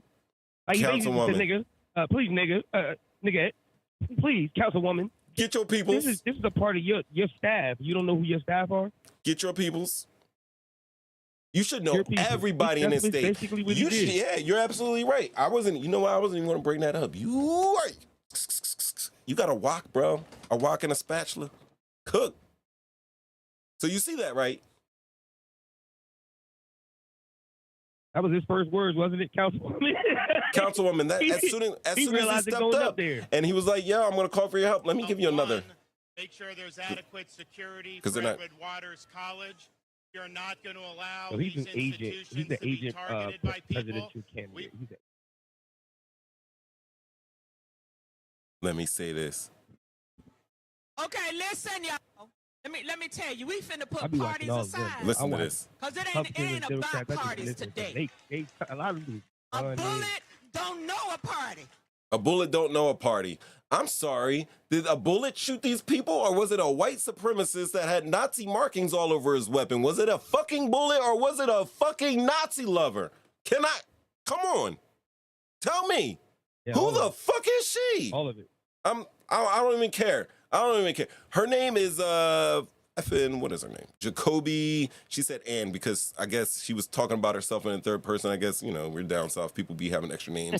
Ann is probably like her Sasha Fierce, and she's Jacoby today. But that's Jacoby Pittman, and she is MFing trash in my eyes right now.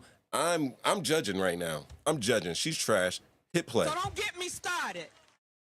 Okay. She sounds like trash too. Those glasses are trash, and Kobe is nice, but Ann is not. Ann is an asshole. Now, if the governor wanted to come here and he bringing she's gonna say if the man. She said the government. Gifts to my community, y'all know I'm taking the gifts. Because I can be bought. That's what she's telling you. She can be bought. Because we've been through enough already, and I don't want to go through no more. Now, y'all just be quiet. Now, y'all be quiet. See, the other one, it said after she said no more, I'm playing this one because she said something more. And she's going to just damn near make this Freudian slip. And I hope you hear what I heard when she does it. Check it out. A minute, and let the governor say what he going to say. There it is. Hold on. And let the governor say what he going to say. I don't want to go through no more. Now, Y'all just be quiet just a minute and let the governor say what he gonna say, and we gonna get this party started. You hear me? Okay, let's do. She's gonna get a party started.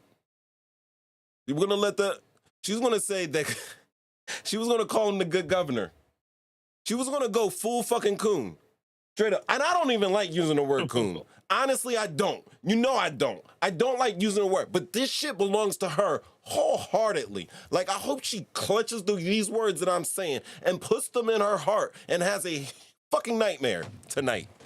Seriously. That was the coonest shit. The way she's talking sound like, oh my God, it sounded like a stereotypical fucking mammy. Damn it, Tom and Jerry, you're going to tear up this man's good house. The only thing you see is her little ragged stockings and her house shoes walking around there. Yo, this shit. Like, you know what's sad? You know what's sad, y'all? I have more. Part out there, right? Yo, I have more. Oh, I'm sorry. Just let me finish. This is the reason why I brought this up. Yo, when I heard this automatically, this is what I thought. I warn you, Mr. Calhoun. But that goddamn sugar would have killed me. Your son done already shot off my pinky toe, you know. No, is that right? Oh, I'm sorry to hear that. Miss Walker, Vera Walker. Mick, would you give Miss Walker something to drink? I didn't have nothing to do with Mr. Calhoun. I ain't no thief. I'm an honest hoe. And all my hoes is honest. And we didn't want to have nothing to do with this.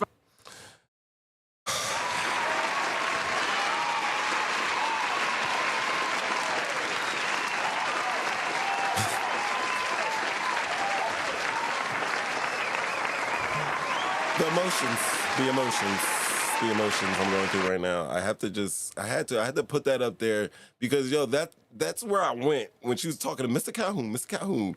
But Della Reese was acting, and she was acting as an actress in this scene. She was acting, even in you guys seen her on Nights. You know what I'm talking about. She was acting. She was acting with it. She was an actress acting, and then she was playing an actress that was acting. You know what I'm talking about. Yo, but the thing is that, like, honestly, I forgot for a brief second when she opened her mouth and she went through her little twaddle, like, I forgot that these people were murdered by someone who was a white supremacist. Me, personally, I am more hurt that she went in there and decided that she was going to scold tax-paying members of that community, grieving members of that community like they were freaking children. Like they were some, you know, when they bring the apartment kids to Sunday school, like she was just gonna go on them like that and sit there and protect this man whose rhetoric arguably helped to put these people in that situation. I think she's from like District 8 out there. If you guys are out there, you might want to look at that lady, but it also looked like there were some other women in there that agree with her, which I didn't agree with her, but yeah. Revolution, anything, please. Yeah, I was going to say that first and foremost, the first thing he said out there, and this is at the Memorial of the People, correct? Mm-hmm. All right. The first thing he starts talking about is how he's going to build more security at the school. And that's the point. The first situation is that these kids weren't killed at a school. Nope. These kids got killed. He had surveyed different spots and then he went over there. And ultimately who he was and how he was is the issue. But you sending these people to the school is not helping the community and the kids that got killed. So that was the first thing. But then when she goes, I'm going to take it. And then she basically told everybody, now y'all shut up and let this man say, and then we going to get started. I wonder, what was the get started part? What happened next? Because I'm just wondering. We're going to get the party started? We're going to get it started. What was going to get started? All right, so basically. What does she mean by that? Oh, all right, so after this, she literally means like the party's going to stop. Even though we're not at a party, we're at a fucking shooting victims vigil. So it's nothing celebratory about that at all. It's not even a funeral, a homegoing where we're celebrating their life or anything. But we are sitting here just being somber. We're grieving at this vigil for these victims of this heinous event. And the party that they're getting started is because there's going to be a lot of people from the community that show up and they're speaking during this event. And a lot of people did show up and speak about this event, both black and white, conservative and Democrat and independent, all in between. But when Ron DeSantis showed his face, obviously a lot of people out there had a problem with it. And it did not seem to be a problem for Ms. Pittman. For Jacoby Pittman, a.k.a. Ann. Guys like Ann. Jacoby's nice, but you don't want to see Ann because Ann is Sasha Fierce. So, exactly. She'll sell her soul for a few effing trinkets. And now let's talk about it. You said that didn't take place at the school because guess what? The students are aware. They're with it now. The young people are with it now. So when they saw him come up on campus and was like, yo, first of all, he ain't supposed to be here like that. Let's get security. And they got security. Exactly. He was out of there. DeSantis is going to give that school $1 million for security, which basically means they can hire maybe 20 more security guards. 20, maybe 30 more. The rest. Yeah, and pocket the rest. They'll probably, 10 more security guards and pocket the rest. And then he was there to give she was there to raise $100,000, right? I don't think she's going to raise that money. But DeSantis was also earmarking and matching another $100,000 for the victims. There's 3 victims, families right now. They have kids, they have, family, they have kids, they have bills. And that roughly averages to $33,000 per victim. And then they're supposed to give them another $100,000. And they're going to give the school $1 million, which we know, like you said, they're going to hire 2 full-time security guards, 2 part-time security guards. They'll hire them for the year, which will be a total cost of way under $200,000, and then they're going to pocket the rest. We're speculating, but usually that's how the shit goes. No claps, no yays for that, none of that.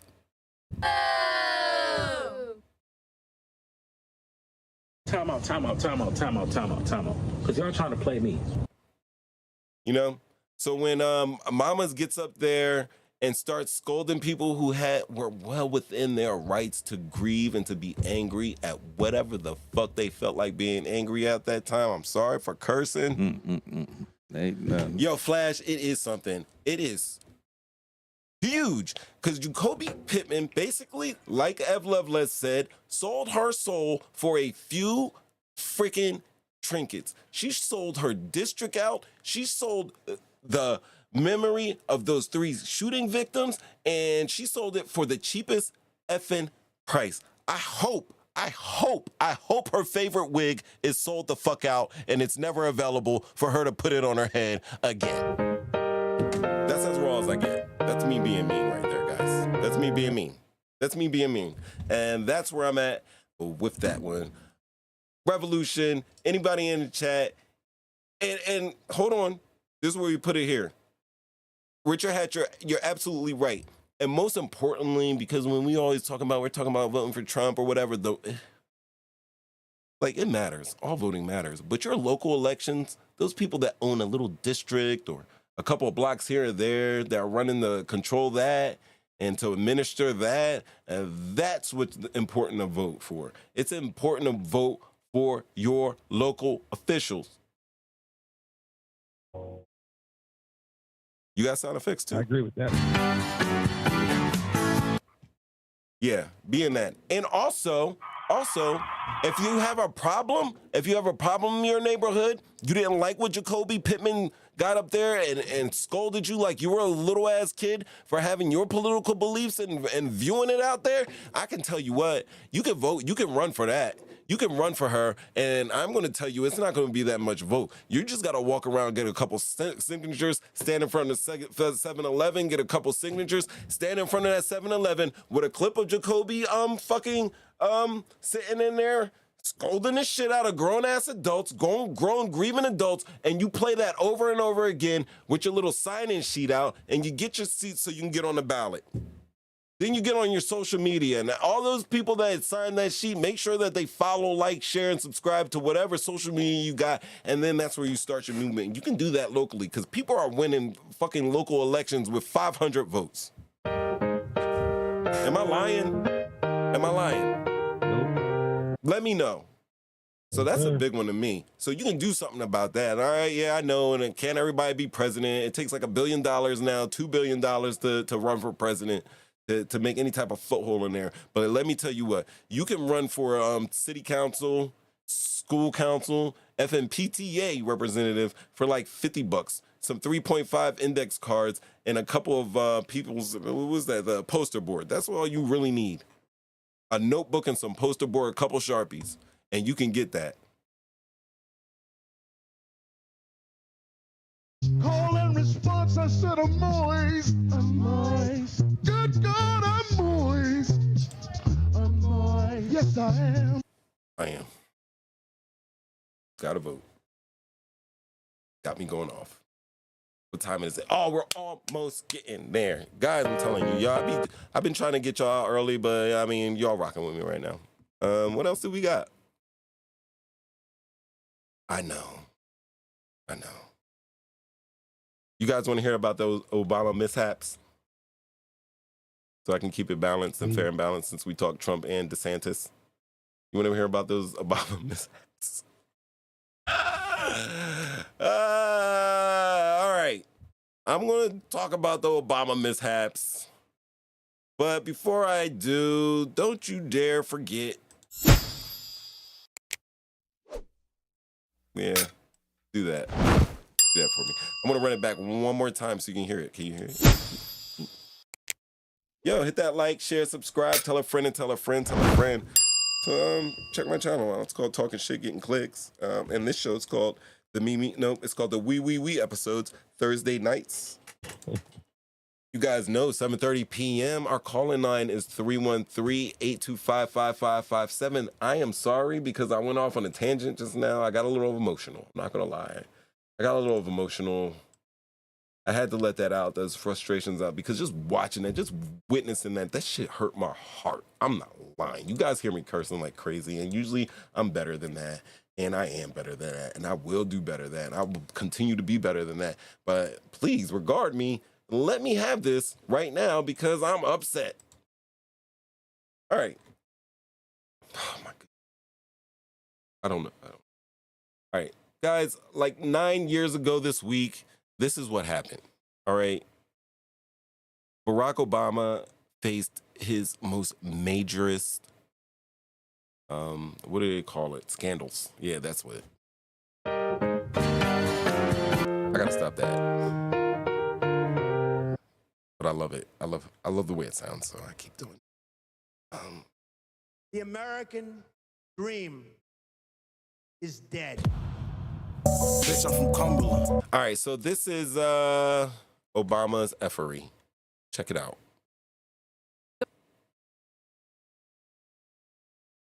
I said, check it out. The president came out addressing reporters on Thursday, and he was wearing this tan suit. President Obama's decision to wear a light tan suit at yesterday's news conference. He was wearing a tan suit. Light tan suit. I think it was shocking to a lot of people. Is this an effort to make him look warmer?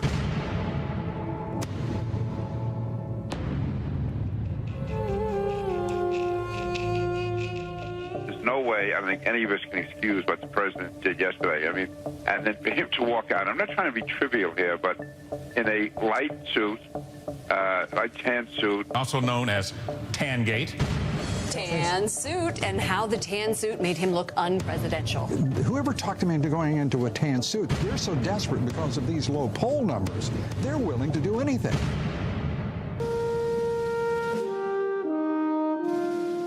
The tan suit made him look unpresidential.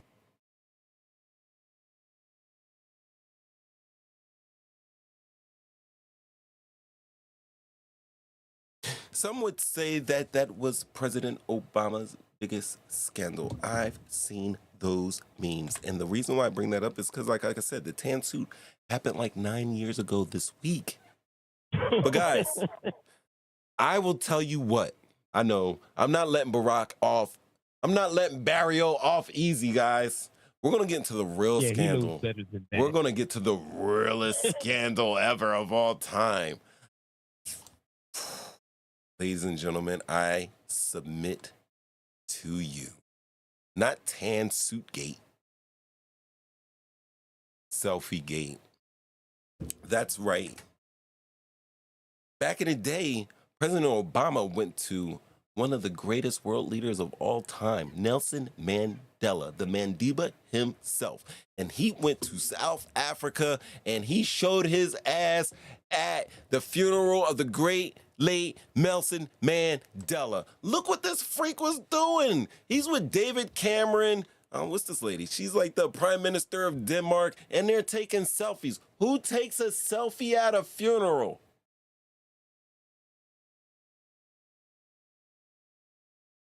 Oh. A lot of people. Today? A lot of people. What president would take is it even right to take, right? Is it right to take a selfie at a funeral? They're at president's funeral. And look, oh my God, he broke the black man's rule. He's showing teeth. He's showing teeth in his selfie at a funeral. He's not a black man. He's a partial black man. And those lips, those purple Newported lips are from Kenya. Those are not the lips of the white lady. Those are the lips of Kenya. Lips. And he's showing his teeth. Vlago, is there any time where an African-American male, a black man, can show his teeth in a picture? There's a couple times where you can actually smile in a position. He's a true African American. When can a black man? All right, but when can a black man show his teeth in a picture? Obama. When can you show your teeth in a picture, black man? Is there a rule? He's different. He's a real African and a real American. Like he's like, I mean, like you're right. American. He is. He's really African American. He's like they're American and our African. So like Yeah. he's like different. He could do stuff. Yeah. Have you ever seen him wear basketball shorts? I never saw him wear basketball shorts. I always saw him wear the whoa. Like when he's playing basketball. When he's playing basketball on the court. Don't whoa me. Don't whoa. But you know when he was hooping on the court, he would go to the different. At this time, bro. No, I'm just saying because he would always wear those. He would wear those. He would wear sweatpants. But when he was in Hawaii, he was on the beach. He did have shorts though. I think there's something going on there. Because, I mean, if I'm hooping on a court, doctor shorts on. Yo, but he be hooping in, like, the Bill Cosby sweats. But Kevin Hart daddy sweats. Yeah, so anyway, this is him. So he's taking selfies. Now, do you see Michelle in the background? She's not liking it. We're going to go through step for step because I did photographic body language analysis. I got a C+ in that class, and I'm going to share my skills with you. Let me show you how it started. There's so many pictures showing it. All right. So first of all, President Obama, everybody's there. Come on, Clinton's and the Bushes there.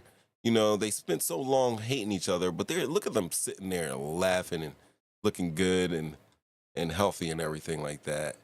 And it looks like they're showing a picture. Denmark showing the picture, and then here it looks like Barack Obama starts a joke because it seems like he's looking at the Mandiba's funeral program, and there is something that is amusing, and it's showing his neighbor there, who happens to be the Prime Minister of Denmark. Right? So he's showing her like blah blah blah, and it looks like he's having a joke. He is using all of his charisma right now. Look at Michelle in the background. He's having fun. He's rubbing shoulders. He's trying to show Michelle because he's amused by something on the back of his program. You can obviously see this. He's showing this guy here. He's showing the lady over here with the pearls. Michelle's like, I already heard about that stupid thing. Shut up, Barack. I'm trying to get through this. You know what's going on. So anyway, he's sitting there, and he just told a good joke.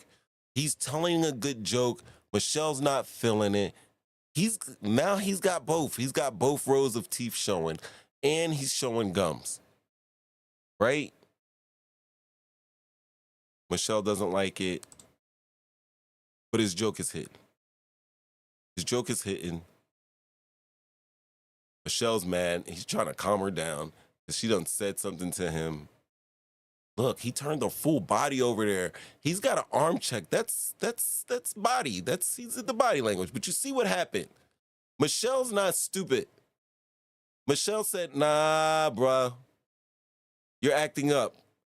And she young-sunned him. Matter of fact, look who's behind him. Barack's gone now. Michelle's sliding over. Look who's behind them. That is ex-Attorney General Eric Holder. I met him. I stood up and shook that man's hand. He's, one of the greatest legal minds, but I met him. Pretty good guy. I got to hang out with him per se. So Barack's out the way. I guess he went to go make his speech. He comes back. She had moved like, yo, this is not happening. And look what he does. That's Susan Smith right here, I believe, isn't it? Susan something. Anyway, he's kissing the hand. He's kissing the ring. She's like, boom. Mama's here from Denmark. Does not look happy. Right? But anyway, she kissed the ring. He kisses the ring. She's back. If you ask me, this is the biggest scandal. Because you see how he looks. She's upset. He's upset. She's upset. This is the biggest scandal of all time. Not that tan suit.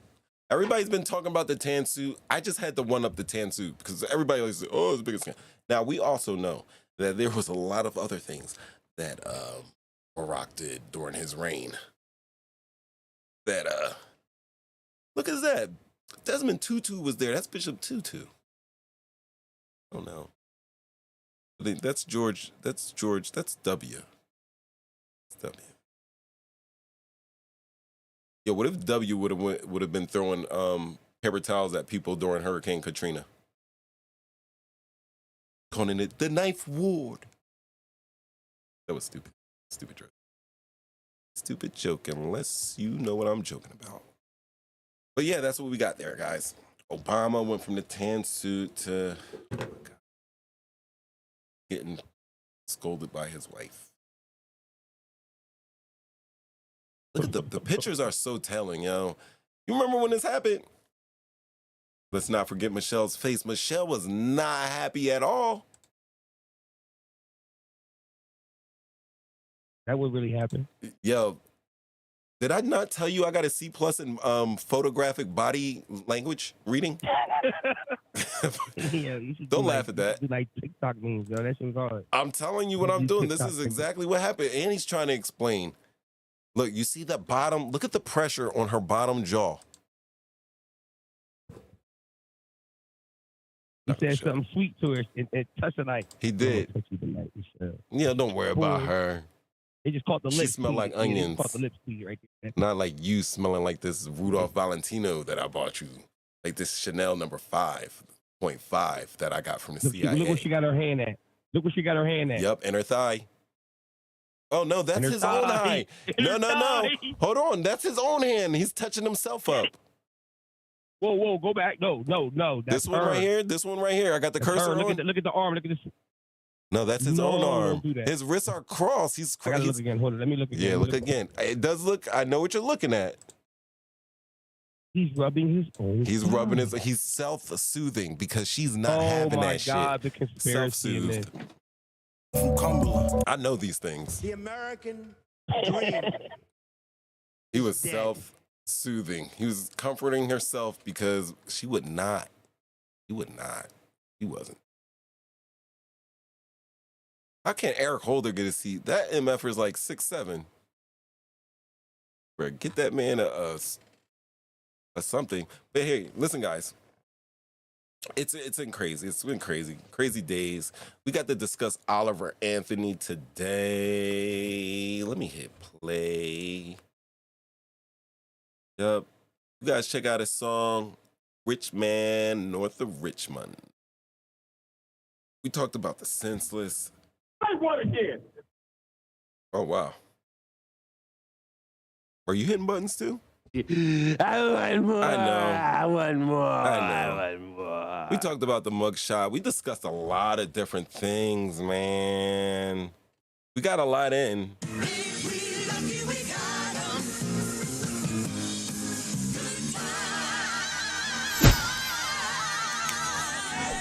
All right, so this comes a time where I hit the trombones. That's right. Yo, guys, another one. Thursday, we did it. 313-825-5557. If you want to call back next week, if you got anything on your mind, you can definitely always share it because we're always here on Thursdays, 7:30. We do this live. Yo, I don't think you guys understand. I got like Instagrams and all that stuff. It's somewhere over here. It's somewhere. I'm trying to pull it up for you right now, but I need an administrator. I think this is, here it is. Right? See, I got all these things. I do have a Cash App on there if y'all want to hit me a $5. If y'all want to send a brother a $5, I'll take it. I'll take 50 cent pieces. That's cool. A Fish Talking Wins, I know has a Twitter thing on there. They're now X, but it's still the same. And then I'm talking getting here, so please check me out. Don't forget, tell a friend and tell a friend. Like, share, subscribe. And yeah, we'll be back and we're going to do this thing. Again, I don't know what we're talking about next week, but we're going to talk about it. You will be here and we're all sharing it together. Everybody that joined the show, I appreciate y'all. Jump out, guys. Yeah, many people call them Jump Out Boys in the city. We call them the Jump Out but guys in mine. Man, we'll see you. Oh, yeah, I forgot. Special guest, always guest, Revolution, Vlogo, Reckless World 7. Say what's up to the people. You know what it is. Check me out on TikTok, Reckless World 7. WRECKLE $. You know if you're saying that. We did that. LESS World 7. Hit me. Good night, everybody.